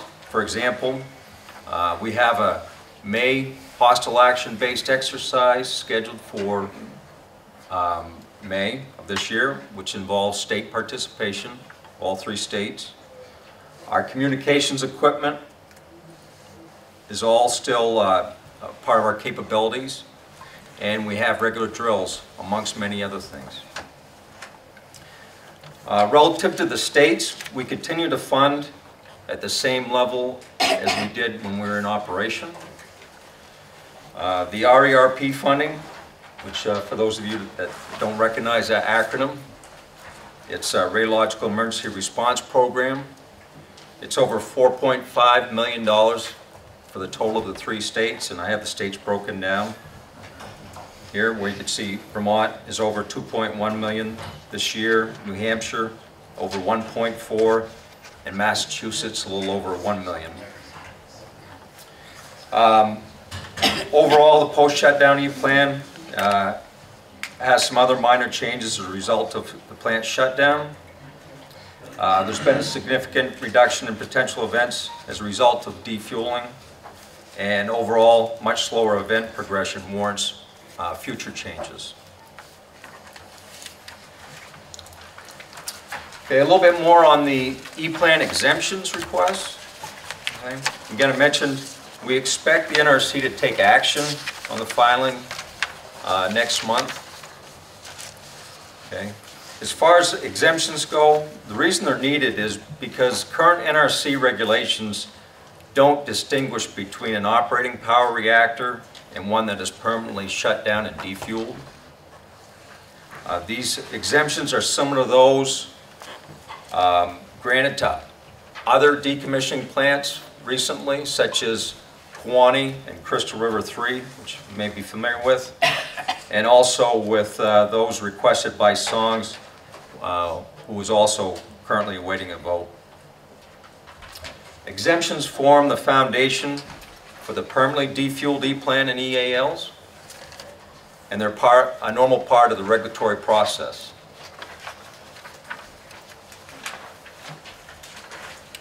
Okay. Getting to the permanently defueled E-Plan, or what we call the PDEP.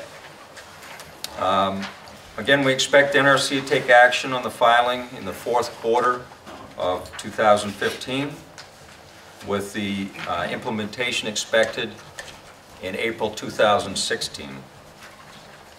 It contains a robust emergency plan which is commensurate with the reduced risk. And some of the things, again, tied into that will be continue to have letters of agreement and MOUs with supporting agencies, maintain dose assessment capability, communications, implementing procedures, etc. The off-site measures at that point will be consistent with all hazards approach. From a state and local perspective, emergency management personnel, they typically have response plans and mitigating strategies for a variety of potential threats and hazards. For example, train derailments, hazmat response, natural disasters, that sort of thing. As far as the emergency planning zone at that point, it'll be within the site boundary, again commensurate with the risk. And the Environmental Protection Agency, EPA, Protective Action Guidelines, states EPZs are not necessary at these facilities where it's not possible for the Protective Action Guidelines to be exceeded off-site. And then relative to the emergency action levels, okay, they'll be limited to addressing spent fuel pool and the independent spent fuel storage installation, and have elements such as radiological conditions, hazards, system malfunctions, and the 2 levels will be unusual event and alert classifications because site area and general emergency are no longer applicable.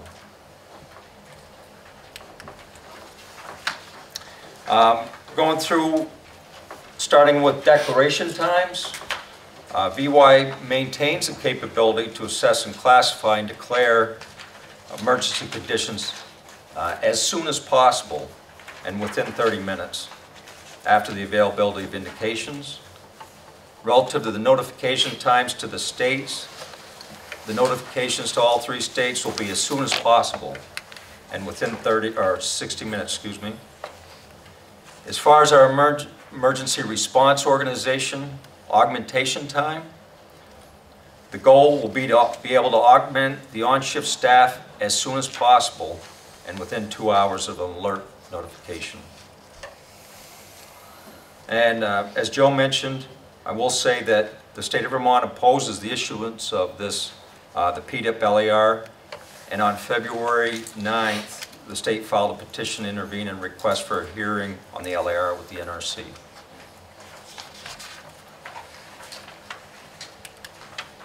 For the IFSA plan, and again, this will be for implementation in the 2020 timeframe. The LAR will be submitted at some point in the future. It'll be implemented after all fuel is actually on the IFSA,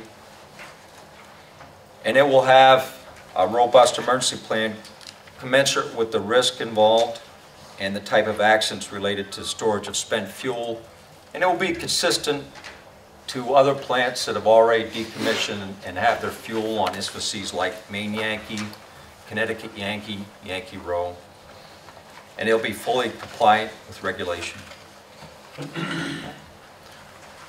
That ends my presentation. Thank you. I'm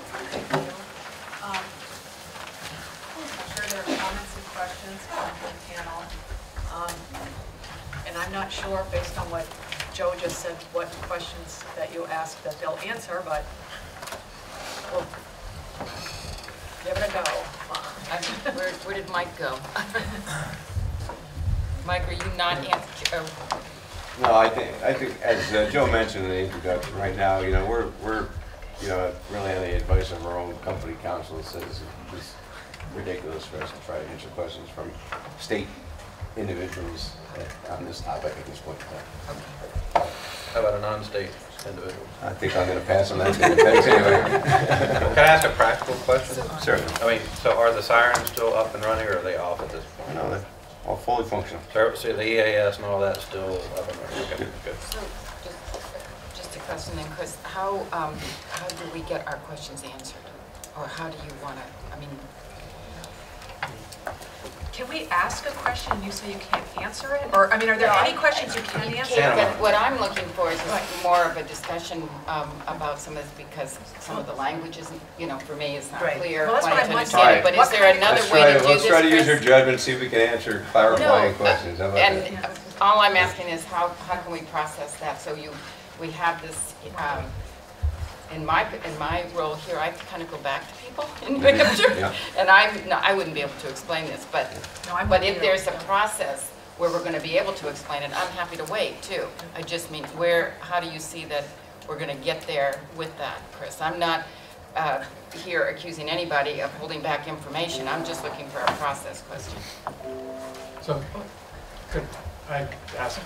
We discussed earlier the possibility of bringing an expert in to talk about decommissioning. Jay Tarzia was the person identified. We thought it might be good to get different opinions. What we've heard tonight is Entergy's position. Another opportunity would exist now to hear what the state concerns are relative to that. if this panel would really like to hear all the different sides, it shouldn't just be a presentation by Entergy about what they think DEPZ ought to be. It's going to be maybe what state feels, all 3 states, as well as the public feels. Well, and as well as what's happened at other decommissioned plants on this question, EPZ. And I'd be glad to offer a couple of comments briefly.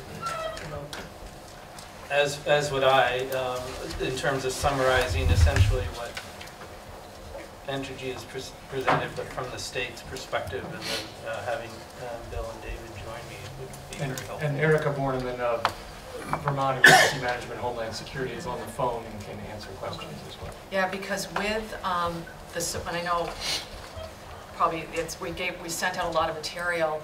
In the material we sent around was the state's response, you know, the comments that you folks filed. But it'd be great if you want to give a. So, again, I apologize. I'm just trying to declare. So the reason that we cannot really talk about this or answer a question back and forth is because it's a legal, from the state of Vermont to Entergy in regard to this plan, there's some questions, so we're setting aside because right now there's a... I think Entergy... Well, don't do it on my account. I'm happy to talk about it. I think the details that you guys want to talk about. Well, no, I think the state should talk about it. I think the question Molly is asking is how far what Entergy feels comfortable answering based on the fact that there's this pending legal action. Right, that's just... And will we ever have a chance to hear more? I mean, your process question, I think, is appropriate, Senator. Yes.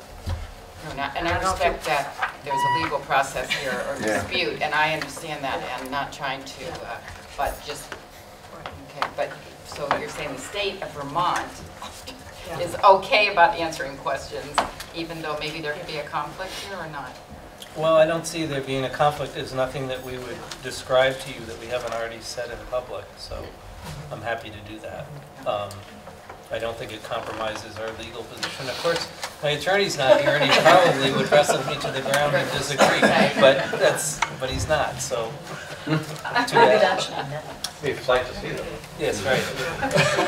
But I mean, I think we're talking in such general terms about concepts that I want to be clear with the panelists and with anyone in the public who want to know, okay, what are the moving pieces here? And there's nothing that should be protected or concerning in that. Sorry, there is nothing in that should be of concern or protected that I think can't be talked about. So I'm happy to do that. Would you like to do that first? Would you like to be the first one? Sure. No, let me take a moment to just describe. It's probably easier to use the microphone, so I'll go up there.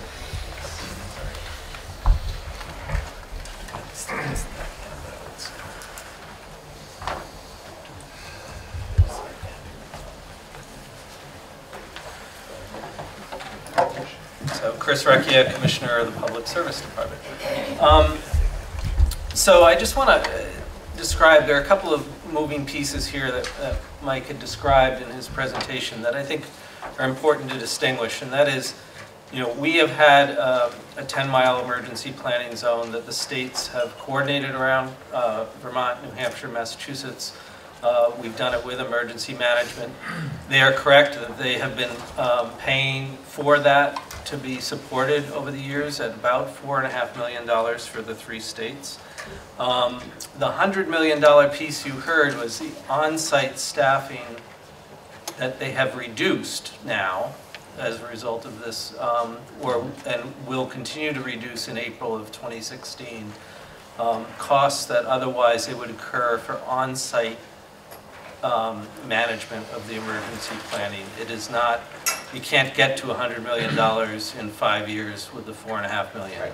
Okay, just to be clear. $4.5 million times 4 plus our cost. Right. So, and our concern was not so much your costs. We were actually supportive of that, but for the maintenance of the ERDS system, or the ability to understand what is happening at the plant, and that was not going to be continued, and in fact has now been discontinued. That is what we have appealed last last Monday now. Commissioner, could you tell people what ERDS is? I could tell them that emergency response display system. Thank you. So that is a system, an electronic system that monitors various aspects of the plant and is available to emergency personnel, NRC, as well as our staff.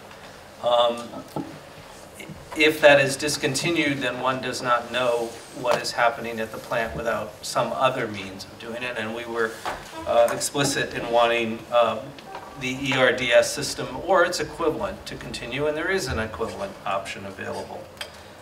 So we are pursuing that with the NRC, or actually with the Atomic Licensing Safety Board, who made the decision. There was a dissent in that who felt that Vermont was correct in its analysis of this, and we have appealed that. In addition, and that's this piece of the how you monitor the parameters at the site and who has access to that going forward. In addition to that, though, in April of 2016 is the real concern. That's the piece where the $4.5 million that's provided to the 3 states to do the off-site emergency planning and response will no longer be provided.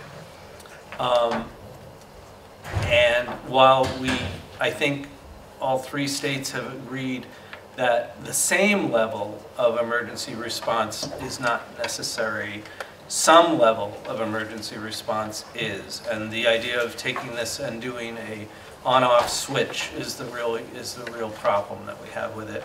And so we will be pursuing that with the NRC to get them to understand that there is still risk that has not been adequately addressed as long as spent fuel is in the pool, at least. And, we're taking it kind of one step at a time, and we're looking at the spent fuel pool, and that being a significant issue that we intend to continue to be able to respond to. So I know there's a disagreement there. We'll continue to work cooperatively with anyone who wants to actually negotiate this in a logical way. But in the absence of that, we're going to take whatever abilities we have with the Nuclear Regulatory Commission to make them change their process. So that's kind of a summary of where we are. I'm happy to answer questions on that.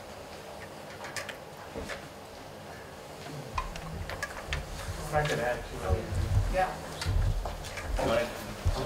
Unless there are other questions for you. I guess, Chris, in the process, this would be, I don't know, I have no, the NRC is still this opaque animal to me. I just haven't had the time to take a tutorial on how the heck they work. So that won't help with the opaque. But one of the things that would be helpful, especially to the EPZ towns, is some information from somebody about, I don't know, is there a way to comment in this process that's going to be underway with the NRC? Is there a way that, how at a local level do we possibly engage to say, some towns may say, no, this is not an issue for us. Others may say, yes, it is an issue. But do you have any insight into that, or are you guys still figuring that out too? Well, generally for these, although not for all of them, for most of these license amendment requests, the LARs, the NRC has to publish them in the Federal Register. And when they do so, that triggers usually a public comment period, or in the case of these last ones, our notice of a desire to intervene and a request for a hearing.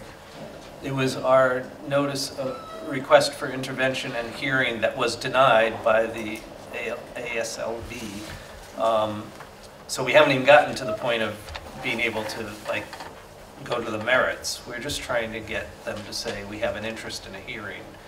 And that one is specific to the on-site emergency response issues. Are they deliberating upon that now? At your request? We have, the ASLB rendered a decision about a month ago, and we appealed that on Monday. So that appeal goes to the NRC as a whole, and we'll see what they do with it. But in addition to that, kind of parallel, on February 9th was the comment period for the off-site emergency planning zone issues. And that's what we have simply filed a request to participate and be noticed, because we think that we'll see what happens with that. But those are two separate tracks, and there'll be many others. And there have been a lot of exemptions and requests that we have not intervened on or objected to that make sense because of the reasons that were mentioned from Mike. All right, don't shoot me, but the Nuclear Regulatory Commission does not have any rules for managing a non-operating nuclear power plant. They've always had rules for operating plants. And when a plant stops operating, they need exemptions from those operating rules in order to stop operating. They don't have a new mode that they can go into of, oh, this is a defueled reactor that needs to decommission over time, it'll go into this set of rules. They are now going to start working on those, now that they see that there are a handful and probably many more plants that are coming into the shutdown mode, but they don't have them. So that's why the exemptions are required, and there are a lot of them. You know, most of these we will support or not object to, but where we feel Vermont's interests are at stake in terms of knowledge of the public, our ability to do our jobs and respond to the public, we're going to intervene and try and make it right. So we might be the first in the nation to do it, but we're going to try. Chris, is Vermont the only state that is following that course and making these appeals, or you know, can New Hampshire and Massachusetts do the same thing, or at least be sort of parties to this action? Right. I believe the other states could either be parties to the action, join it, or file their own motions. There's nothing about the state border that affects that. You have to have an interest and an interest for proceeding, and we believe we do, but I think the other states would as well. So you could, and certainly we were, you know, leading up to this was not our first salvo into this. We were talking to Entergy about how to go forward in a constructive way, and New Hampshire and Massachusetts were being consulted by us in that process. We didn't come across the finish line, and so we're kind of in this mode of working through the NRC. But other states can certainly do that. Yeah, questions? Okay, Bill. Thanks.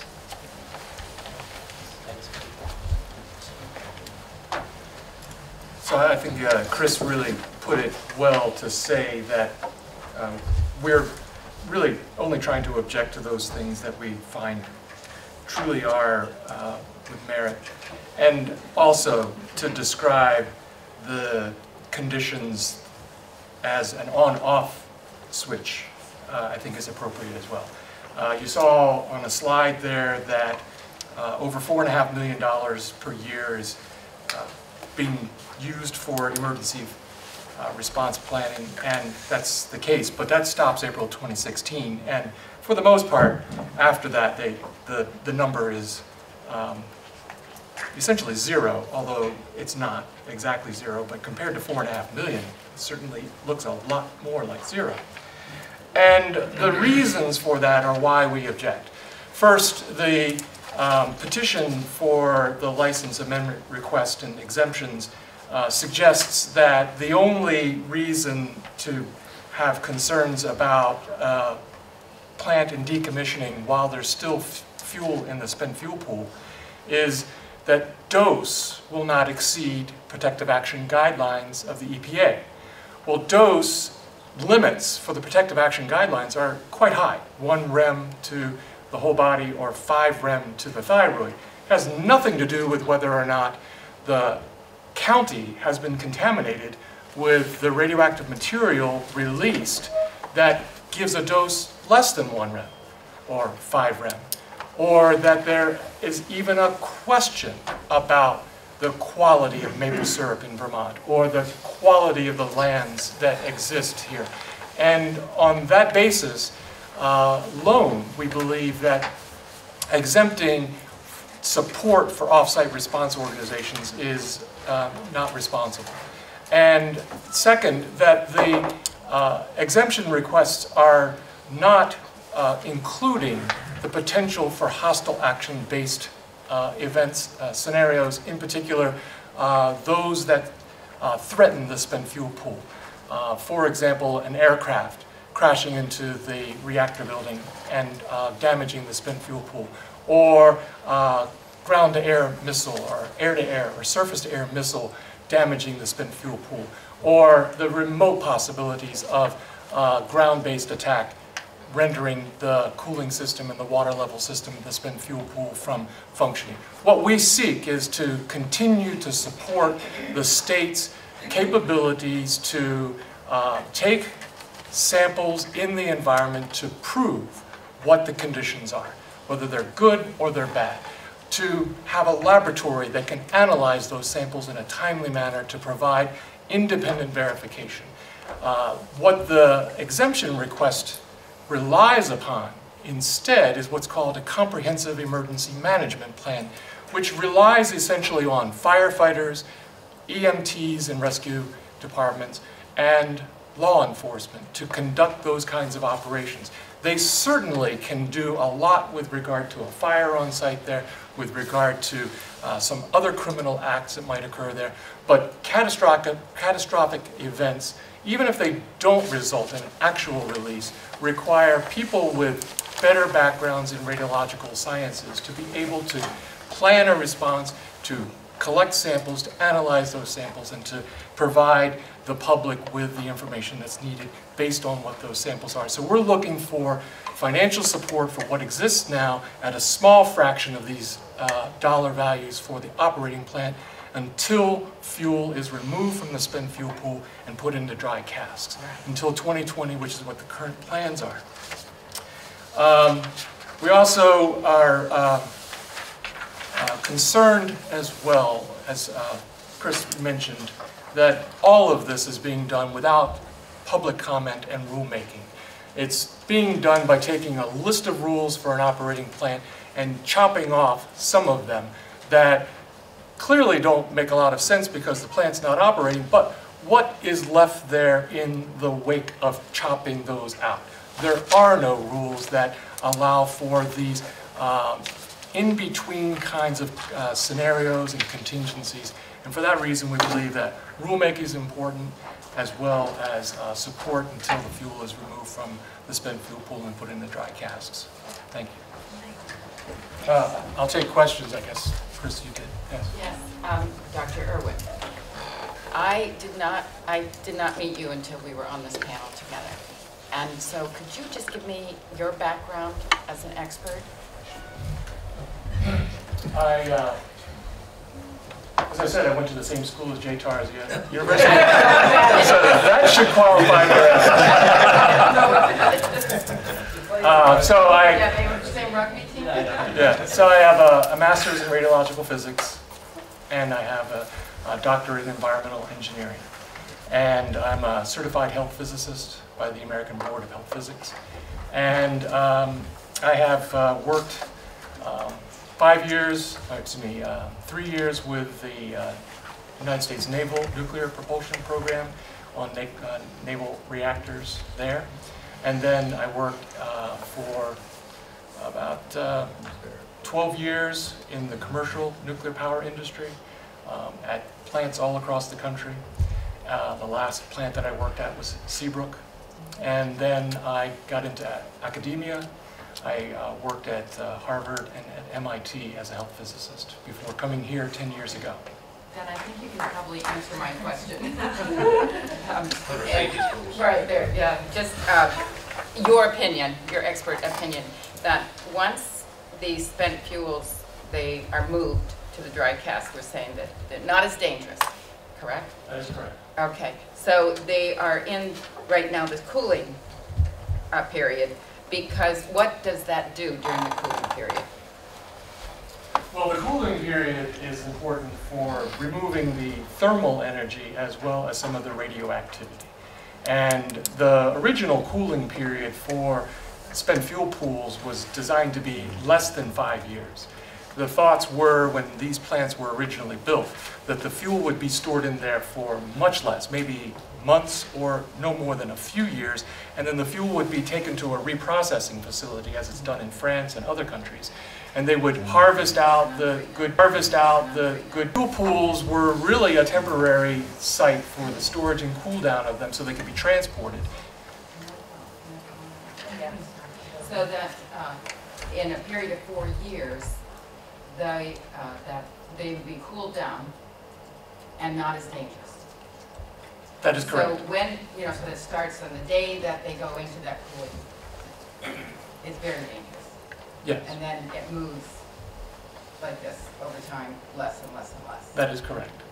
So it doesn't all happen in one day. It's not like after 4 years. But there is a reason that the casks are licensed for 100 years. The reason I'm thinking about it, if we look at that, the 10 mile, we're talking about, that was there for a purpose because of our concern on safety. Well, the 10 mile EPZ is established as an evacuation emergency planning zone. Right. And in reality, it's very unlikely that there would be a need to evacuate. What we're concerned about is not based on the old paradigm of the EPA Protective Action Guidelines. It's on the basis of, we have, let's say, the most common event that occurs, a fire of significance, and it consumes radioactive materials there, and they go in the smoke off-site and contaminate the farms and the schools and the other elements of...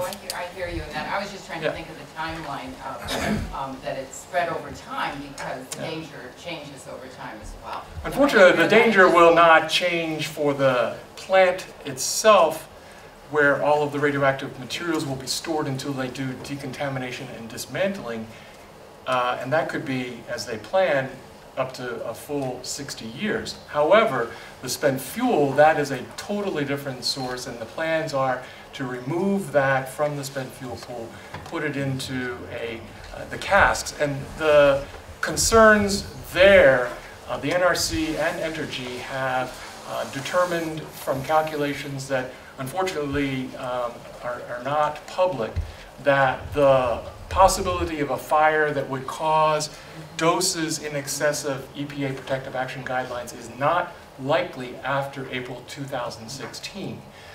But again, those are doses up here, and it doesn't account for the contamination of our land and our products, etc. No, I was just thinking of we're looking at funding Yes. source for a period of time. I'm thinking in New Hampshire, because we're talking there, and just wondering the concern over 4 years, that changes within those 4 years from what you're saying. It's really almost an on-off switch there. It really Once is. the fuel is removed from wet storage to dry storage, we think that there's a totally different kind of situation there.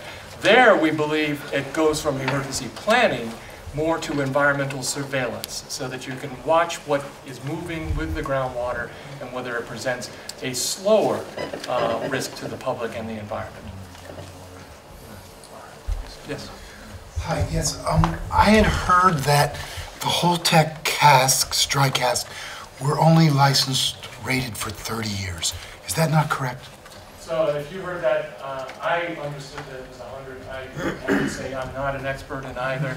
I don't know if there's anyone else here that knows the answer to your question, but I had understood that they were for 100 years.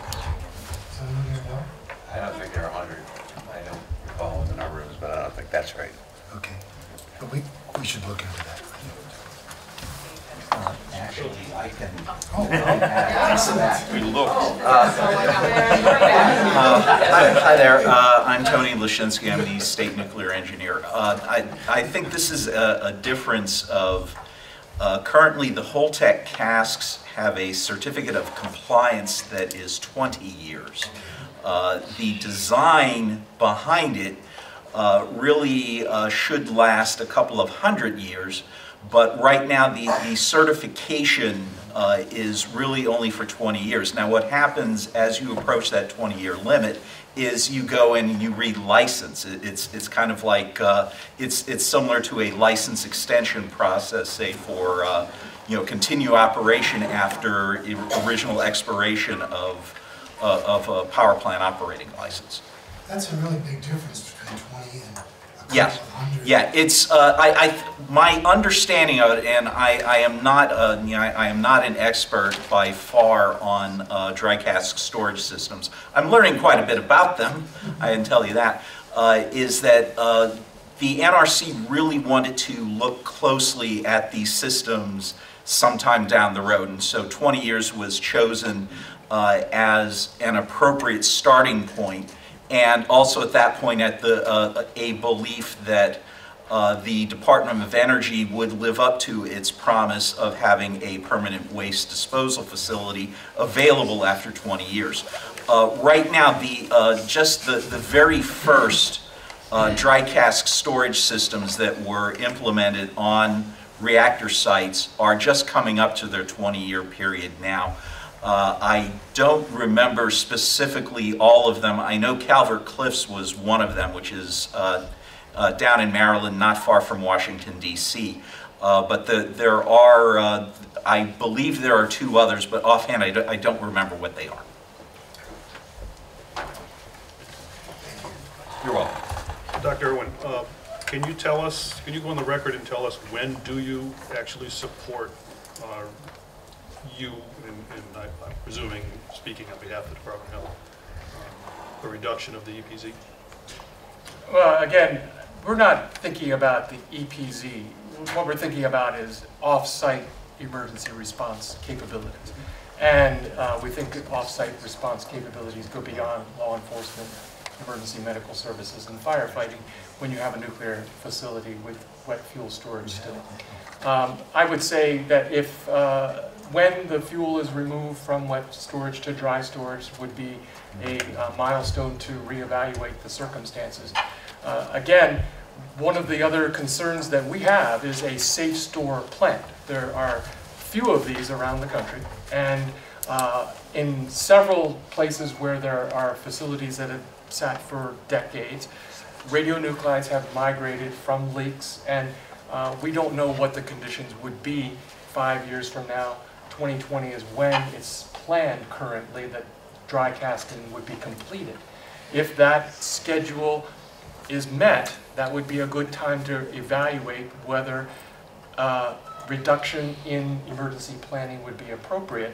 We believe now's a good time to, April 2016, to reduce it from where it is today, but not to be an on-off switch, that there needs to be consideration that there is wet fuel storage, that there are going to be campaigns to move fuel from the spent fuel pool into casks. Those casks move to the pad. All of those activities are significant with the levels of risk associated with them. It's a good milestone to look for. I don't think this is a question for you, Dr. Irwin, but I guess it's a question generally, and maybe another issue, Madam Chair, that we should put down, which is the question of what happens over time as we're in a climate change environment and flood hazard risk, earthquake risk, things of that nature for that site. I mean, we're not going to be around, and then by the time potentially we actually see the dismantling of the plant. So I think one of the things we ought to understand, and I don't know, David, I know you've got great river engineers, but I just don't know who can help us.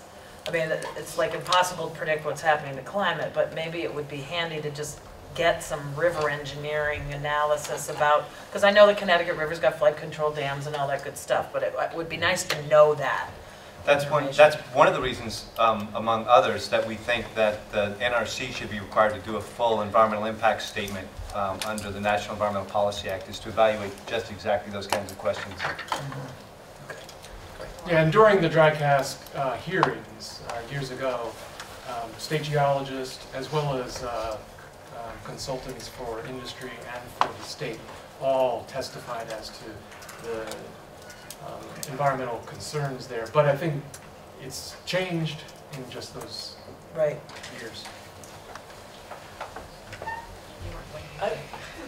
Just one point that I think would maybe help clarify things for folks, and this is not so much about state of Vermont against Entergy as it is how the NRC is looking at this, and I think that's an important thing. They consider, rightly or wrongly, and we believe wrongly, they consider that spent fuel in the pool is as safe or virtually as safe as spent fuel in dry cask. So they're not seeing a risk difference there, which we do see a risk difference there. For the reasons Dr. Irwin mentioned, an active system, we believe, that requires human intervention in periods of time and stress is different than a passive system that will function as long as it's structurally sound. And I think that's the nature of the disagreement, and one which we intend to have to defend and discuss with the NRC. So I wanted to make that clarity for you all, because I think that that's one of the things that might be missed if you're not in the NRC thinking mode. Does anyone else on the panel have questions or comments? I just have one. I just feel like we came here to hear from Entergy, about this whole issue of the emergency preparedness, and we heard from Joe, who finished with a slide that said open communication and transparency, and then we had Mike, and then we had basically, a one-sided discussion because you are not able to respond to any of this. And I just hope we can figure out a way to come back to this, because otherwise we're really just talking to ourselves. We really need to have, maybe we should, I notice none of the lawyers are here tonight, we should have the lawyers next to you to stop you from saying anything wrong, but we really need to have answers to some of these questions. Like, for example, I think the points about the on-off switch were right on. There's not something that happens on some day in April of 2016 where all of a sudden, this whole zone can be collapsed down to the fence line. There's no difference in the risks the day before and the day after, particularly the kinds of risks that really nobody here can anticipate, or we feel guilty just trying to construct these scenarios of airplanes crashing in. But stranger things have happened. Airplanes have crashed in to places where you wouldn't have expected them to crash. And, I think that sort of the language of, the maximum credible emergency should include thinking about those kinds of situations. And I don't know if they do or not, because we're not able to get that answer. Appreciate that. Yep. I'll just, speaking at the local level, Department of Emergency Management and Homeland Security, briefed the towns, they briefed the regional commission on what the discussions were. But now that we've gone into NRC world, it's like nothing. And this isn't your problem, but I'm trying to figure out, how do we engage? How does the citizenry engage? And and I don't know who we ask Case to kind of come in and talk about that. It's not. The state has its own case to present. The local case may be different. It may be the same. Who knows? But now we've kind of gone into this realm of what doesn't seem to be a particularly open agency or open process. As they've kind of admitted already, they're kind of inventing this as they go along. And it's frustrating because, we help coordinate work for the local emergency planning committee, which includes the emergency planning zone towns. It'd be great to be able to have an objective discussion with them, among them to say, what's your position? Is there a position that you want to take? Maybe we collaborate with. Yeah, I think it's worth noting, we're sitting here tonight, and our conversation tonight is clearly constrained for the reasons I talked about. The topics of emergency planning and our plan for emergency planning have been getting talked about for months and months and months and months. Mike McKenney has routine meetings with all off-site leads, both within the state of Vermont, state of New Hampshire, state of Massachusetts, has met many times. The content that he went through tonight has been reviewed by emergency responders in all 3 states numerous times throughout 2014. So the people that are expert have been briefed and informed and provided this input many times. So I don't want anybody in this room or at this table to think somehow that, you know, we got the ball and we're going to hide it and it's going to be between us and the NRC. It's been completely transparent. He's gone out of his way to brief NRC, FEMA, all state emergency responders many times. We've had folks, our communications manager and government affairs manager went down to Massachusetts to brief the Greenfield reporter on kind of what this content was. So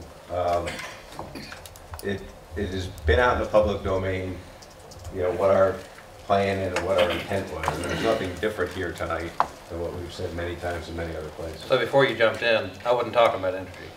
I'm talking about how do we participate in our NRC process where this is being debated. This was not about Entergy, this is not about the state. This is how does the public participate in this process that regulates you and through which the state, I mean, we're relying on these people to regulate this. So that was not a comment about how open Entergy's been, how open the state has been. It's how do we participate in this? And right now, frankly, I feel like we're rather cut out. Well, we talked last time about the idea of getting you onto their notice things, getting the panelists onto that. Yeah, the panelists, it's not just me. Right, not just you. Unless you're volunteering to do it on behalf of all the panelists. But can I tell you, as someone who's on that? Yeah, it's impossible. Yeah, I mean, none of this is easy. We struggle. I feel like I have like a full-time person watching the Federal Register and these notices to understand what's happening. At the local level, to be informed, we feel like we have to, I mean, we've got to figure this out, and but we've got a responsibility. Or we just say blow the responsibility and say the heck with it. We'll shirk it and not, you know, just let the card. All I can recommend, short of the duplication that would be necessary to continue to look at the NRC stuff, is to, I mean, we can't take the responsibility to let you know, but we certainly are trying to keep track, and we'll let anyone know what we see coming up in terms of deadlines associated with these things. But I guess it's a larger point of the panel. What should, if this is a community intake process, if this is a community deliberation process, what information should we have access to that's then translated into basic English? And that's, to me, that's still a fundamental issue that the panel has got to figure. I mean, this is just an indicator. This is just one. I'm afraid this is one tiny piece of many pieces that we're going to, and David, that's why I was suggesting earlier, I mean, to have this, to educate ourselves and be aware of like all the different things that are going to be coming down the road on radiological, non-radiological, the universe of stuff that ultimately we're going to have to consider. And anyway, I'll shut up. We'll put that on the agenda. Anyone else have a question? No? We've talked a lot. We have limited time yet. I don't want to cut off anybody from the public, but if you can keep your comments brief, and just know that some questions you may ask a question that can't be answered.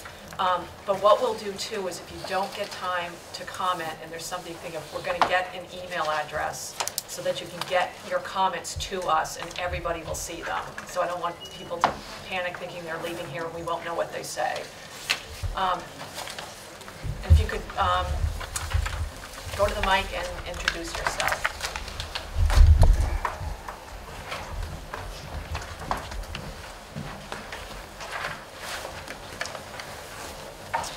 Hi, I'm Susan Lance. I'm from Northampton, Massachusetts. And I appreciate the talk about the NRC. We have been battling with the NRC for many, many years also. But I also think there's a little problem here of definition that could maybe be helpful if you all would take it into consideration. And it's right here in this Safe Store 2. And it's implement permanently defueled emergency plan. Now me, as IQ citizen who lives right downstream, right next to the Connecticut River, downstream from Vermont Yankee, there is nothing defueled about Vermont Yankee when there are still spent fuel rods 7 stories high on those banks. By definition, I think that is incorrect. I think that's where a lot of this problem comes from. It should not be treated as defueled. Even in dry cask storage, it's hardly defueled, but that certainly is better than just because the switch is off, just because it isn't making more radioactive material. All of that is still very much alive and there. I haven't heard one word about Fukushima in this whole round tonight. Let's not forget that. I hear a lot of talk about money and the money that the states need for their emergency response plans. I surely appreciate that, but what about lives? What about people? I don't hear too much talk about people. I don't hear about the populations in those areas who are there. I don't hear about, it's every possibility of an earthquake. We had a little tremor that we all felt not a year or so ago. Things are happening more. They want to do more fracking. That creates more earthquakes. There's all of this extreme weather. There are hurricanes. There's wind. There's all kinds of... We cannot be so arrogant to think that we know what is safe for this horribly deadly thing that has been created that's now our responsibility to take care of. And I really wish that there'd be more talk about humanity and lives to the NRC, to Entergy, and to all of us, and that you can listen to the public that has come here tonight who are very concerned.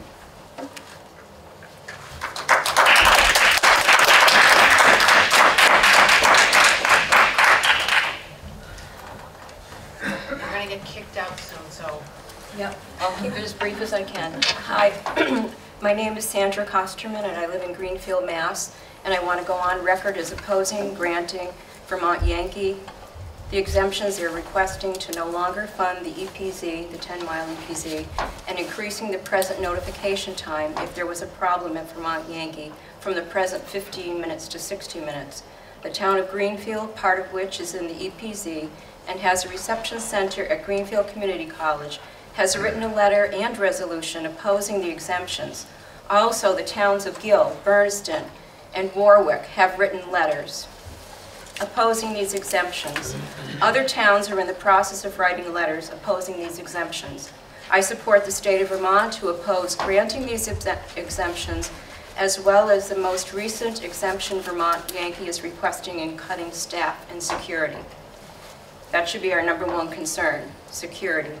The public needs to be protected now more than ever, especially in regard to the threat of terrorism since 9/11 and weather-related disasters like what occurred in Fukushima, when the Japanese government ordered evacuations out to 12 miles, and the NRC and other countries recommended evacuation out to 50 miles, in part because of concern about Fukushima's spent fuel pool. Presently, Vermont Yankee's temporary spent fuel pool will remain, let's see, where am I here? Has 5 times the amount of high-level radioactive waste than it was designed to hold, and it will remain in the storage pool at least until 2020 at risk of fire and catastrophic radioactive release. Continued staff downsizing at Vermont Yankee could potentially contribute to faulty calculations and problems at Vermont Yankee, as we have seen recently after the plant shut down on December 30th. This latest news and the fact that Vermont Yankee has had numerous leaks and discoveries of underground pipes and other discrepancies in the past is very worrisome. to those of us who live in the area. During decommissioning is not the time to downsize staff and security. In fact, security should be increased so the public will be protected from outside threats, weather-related disasters, and faulty calculations. Public safety should be the #1 concern during decommissioning, and the public needs to be protected and given enough notice in case we need to evacuate. As a resident of Massachusetts, I feel that we have a very limited role as citizens in the decommissioning. Vermont has practically none. Massachusetts has none, even though more people live within 10 miles of the reactor in New Hampshire and Massachusetts than in Vermont, and that's just wrong. Also, I support the state of Vermont, Senator Sanders, and Massachusetts Senator Markey when they co-sponsored the Senate bill, the Nuclear Plant Decommissioning Act of 2014, that would ensure the states and local communities have a meaningful role in the crafting and preparation of decommissioning plans for retired nuclear plants located in those areas. The bill also requires NRC to publicly and transparently approve or reject every proposed decommissioning plan, which it currently is not required to do. I call on you, the NRC, and other state and federal officials to fulfill your obligation to ensure public safety by denying Vermont Yankees' request for the exemptions they request and give citizens in Vermont, Massachusetts, and New Hampshire more input into decommissioning plans at Vermont Yankee. Thank you. Thank you. And I hope you give this to everybody on the panel, the letter and resolution from Town of Greenfield, as well as the letter from Bill and Warwick. And we have someone here that would like to read the letter from Bernston.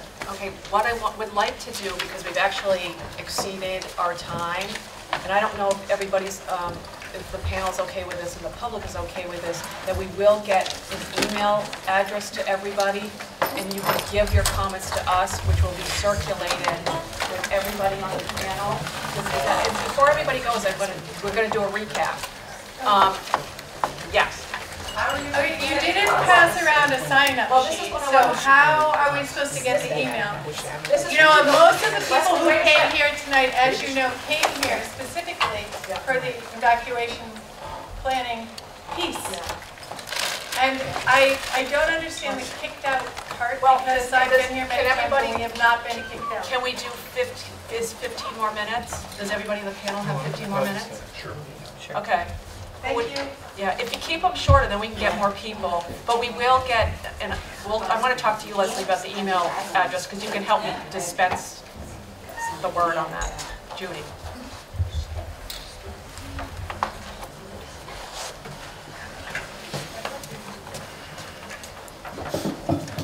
I want to start by just really thanking the state of Vermont and the agencies, whether it's Chris or Bill or Dave.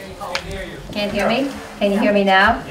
I want to thank the state of Vermont, Chris and Bill and Dave and their agencies for really taking the stand. For so many years, the risk of a spent fuel pool fire was minimized, certainly has been by the NRC, but to have our state really take a stand is, I so appreciate that after so many years of being involved with the NRC. And my question is, I guess to Bill or to anybody, is my sense would be that the risk of a spent fuel pool fire is greatest right now since it's so closely racked. And the problem with that, of course, is that water's not circulating as it was originally designed, and therefore there's more risk of a zirconium fire. But my sense is if it might reduce the risk. Entergy plans to take all the fuel out by 2020. Can't some of that fuel be taken out now because it's cooler than the fuel that was just placed in it? And would taking out and re-racking the pool now reduce the risk to all of us from a spent fuel pool fire now? Would it be possible to do that? So my question is it feasible? Not that Entergy would do it because it would cost money right now, but they're going to have to do it all by 2020, they're saying. Would it be possible to re-rack the fuel, take out the coolest fuel, put it in a cask on the pad that we already have to reduce the immediate risk of a spent fuel pool fire?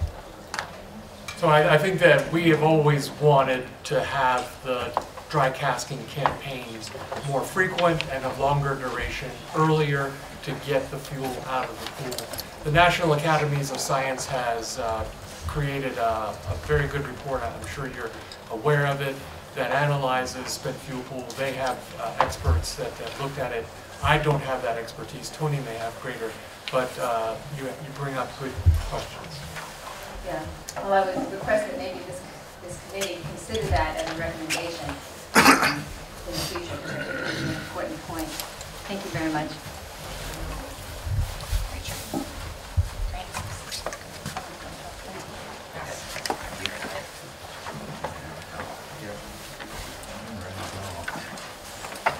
I'm Frances Crowe from Northampton, Massachusetts. I want to talk about the Board of Health's data on the cancer registry. I hope you're looking at that. After the plant was closed in Connecticut, a survey was done by the Board of Health of the cancer registry. All states have a cancer registry. So that material is available. And I would like to see in Windham County what the cancer registry is. I think it's beginning to rise now. And you need to look at that and face the truth of what's going on there and what has been going on. Thank you. To answer that, our annual reports for the last 10 years for the environmental surveillance around Vermont Yankee have included a snapshot of all of the cancers that are related to radiation and all cancers as a whole, and we publish that data annually. In addition to focusing on Windham County and the towns around the plant, for that focused study on radiation-induced cancers, we do have a cancer registry that will continue to look at this and all sources of cancer in the state until there's no cancer left. Thank you. Is there anybody else? Okay, great. Don't go yet, because we have to. Okay, I want to just do a quick recap of where we are, and then Tony has volunteered to temporarily let everybody email him if you have a comment, which was a big mistake. I told him to say. Just to recap, the next meeting is going to be on March 26th. Right now, I think it's going to be up at the high school, which has a better sound system, so we can deal with this issue. The committee, I don't know if we want to call them the Issues Committee, is going to meet so we can talk about and have a proposal at the March meeting about what issues we're going to talk about in the future and in what timeline. We will get a website up and going, a website, webpage, we're working on that. Tony's volunteered his email address temporarily until we get one. What is that? What we're going to do is have it so that the public, if you think of something, if there's an issue and a comment, you can do it. And Tony in a second will give his email address out. For the panel, we're going to send around something so you can figure out what dates in May were available. And then I'm going to make changes to the legislative report, those ones that we talked about, and we'll get that out for everybody to look at. Does that sound like a proper recap? Absolutely. Okay. Now Tony's email address is going to be up there, and then we will, once we establish a permanent one, we'll get it out to everybody. But we appreciate everybody coming. Oh, I'm sorry. Go right ahead. Thanks, Kate. And thanks everybody for staying so late on a weeknight. My name's Leo Schiff. I work upstairs in this building and live in Brattleboro. And I want to strongly support members of the panel in advocating for the continuation of the 10-mile emergency planning zone. I work as a social worker, and our responsibility is to help more vulnerable people in communities. And I believe that you're aware that when disasters happen, people with low income, without cars, elderly people, school children, people in institutions fare the worst. So whether it's Fukushima or Hurricane Katrina, emergency planning saves lives, particularly the lives of vulnerable folks. And I think that we have a responsibility towards them. Thank you.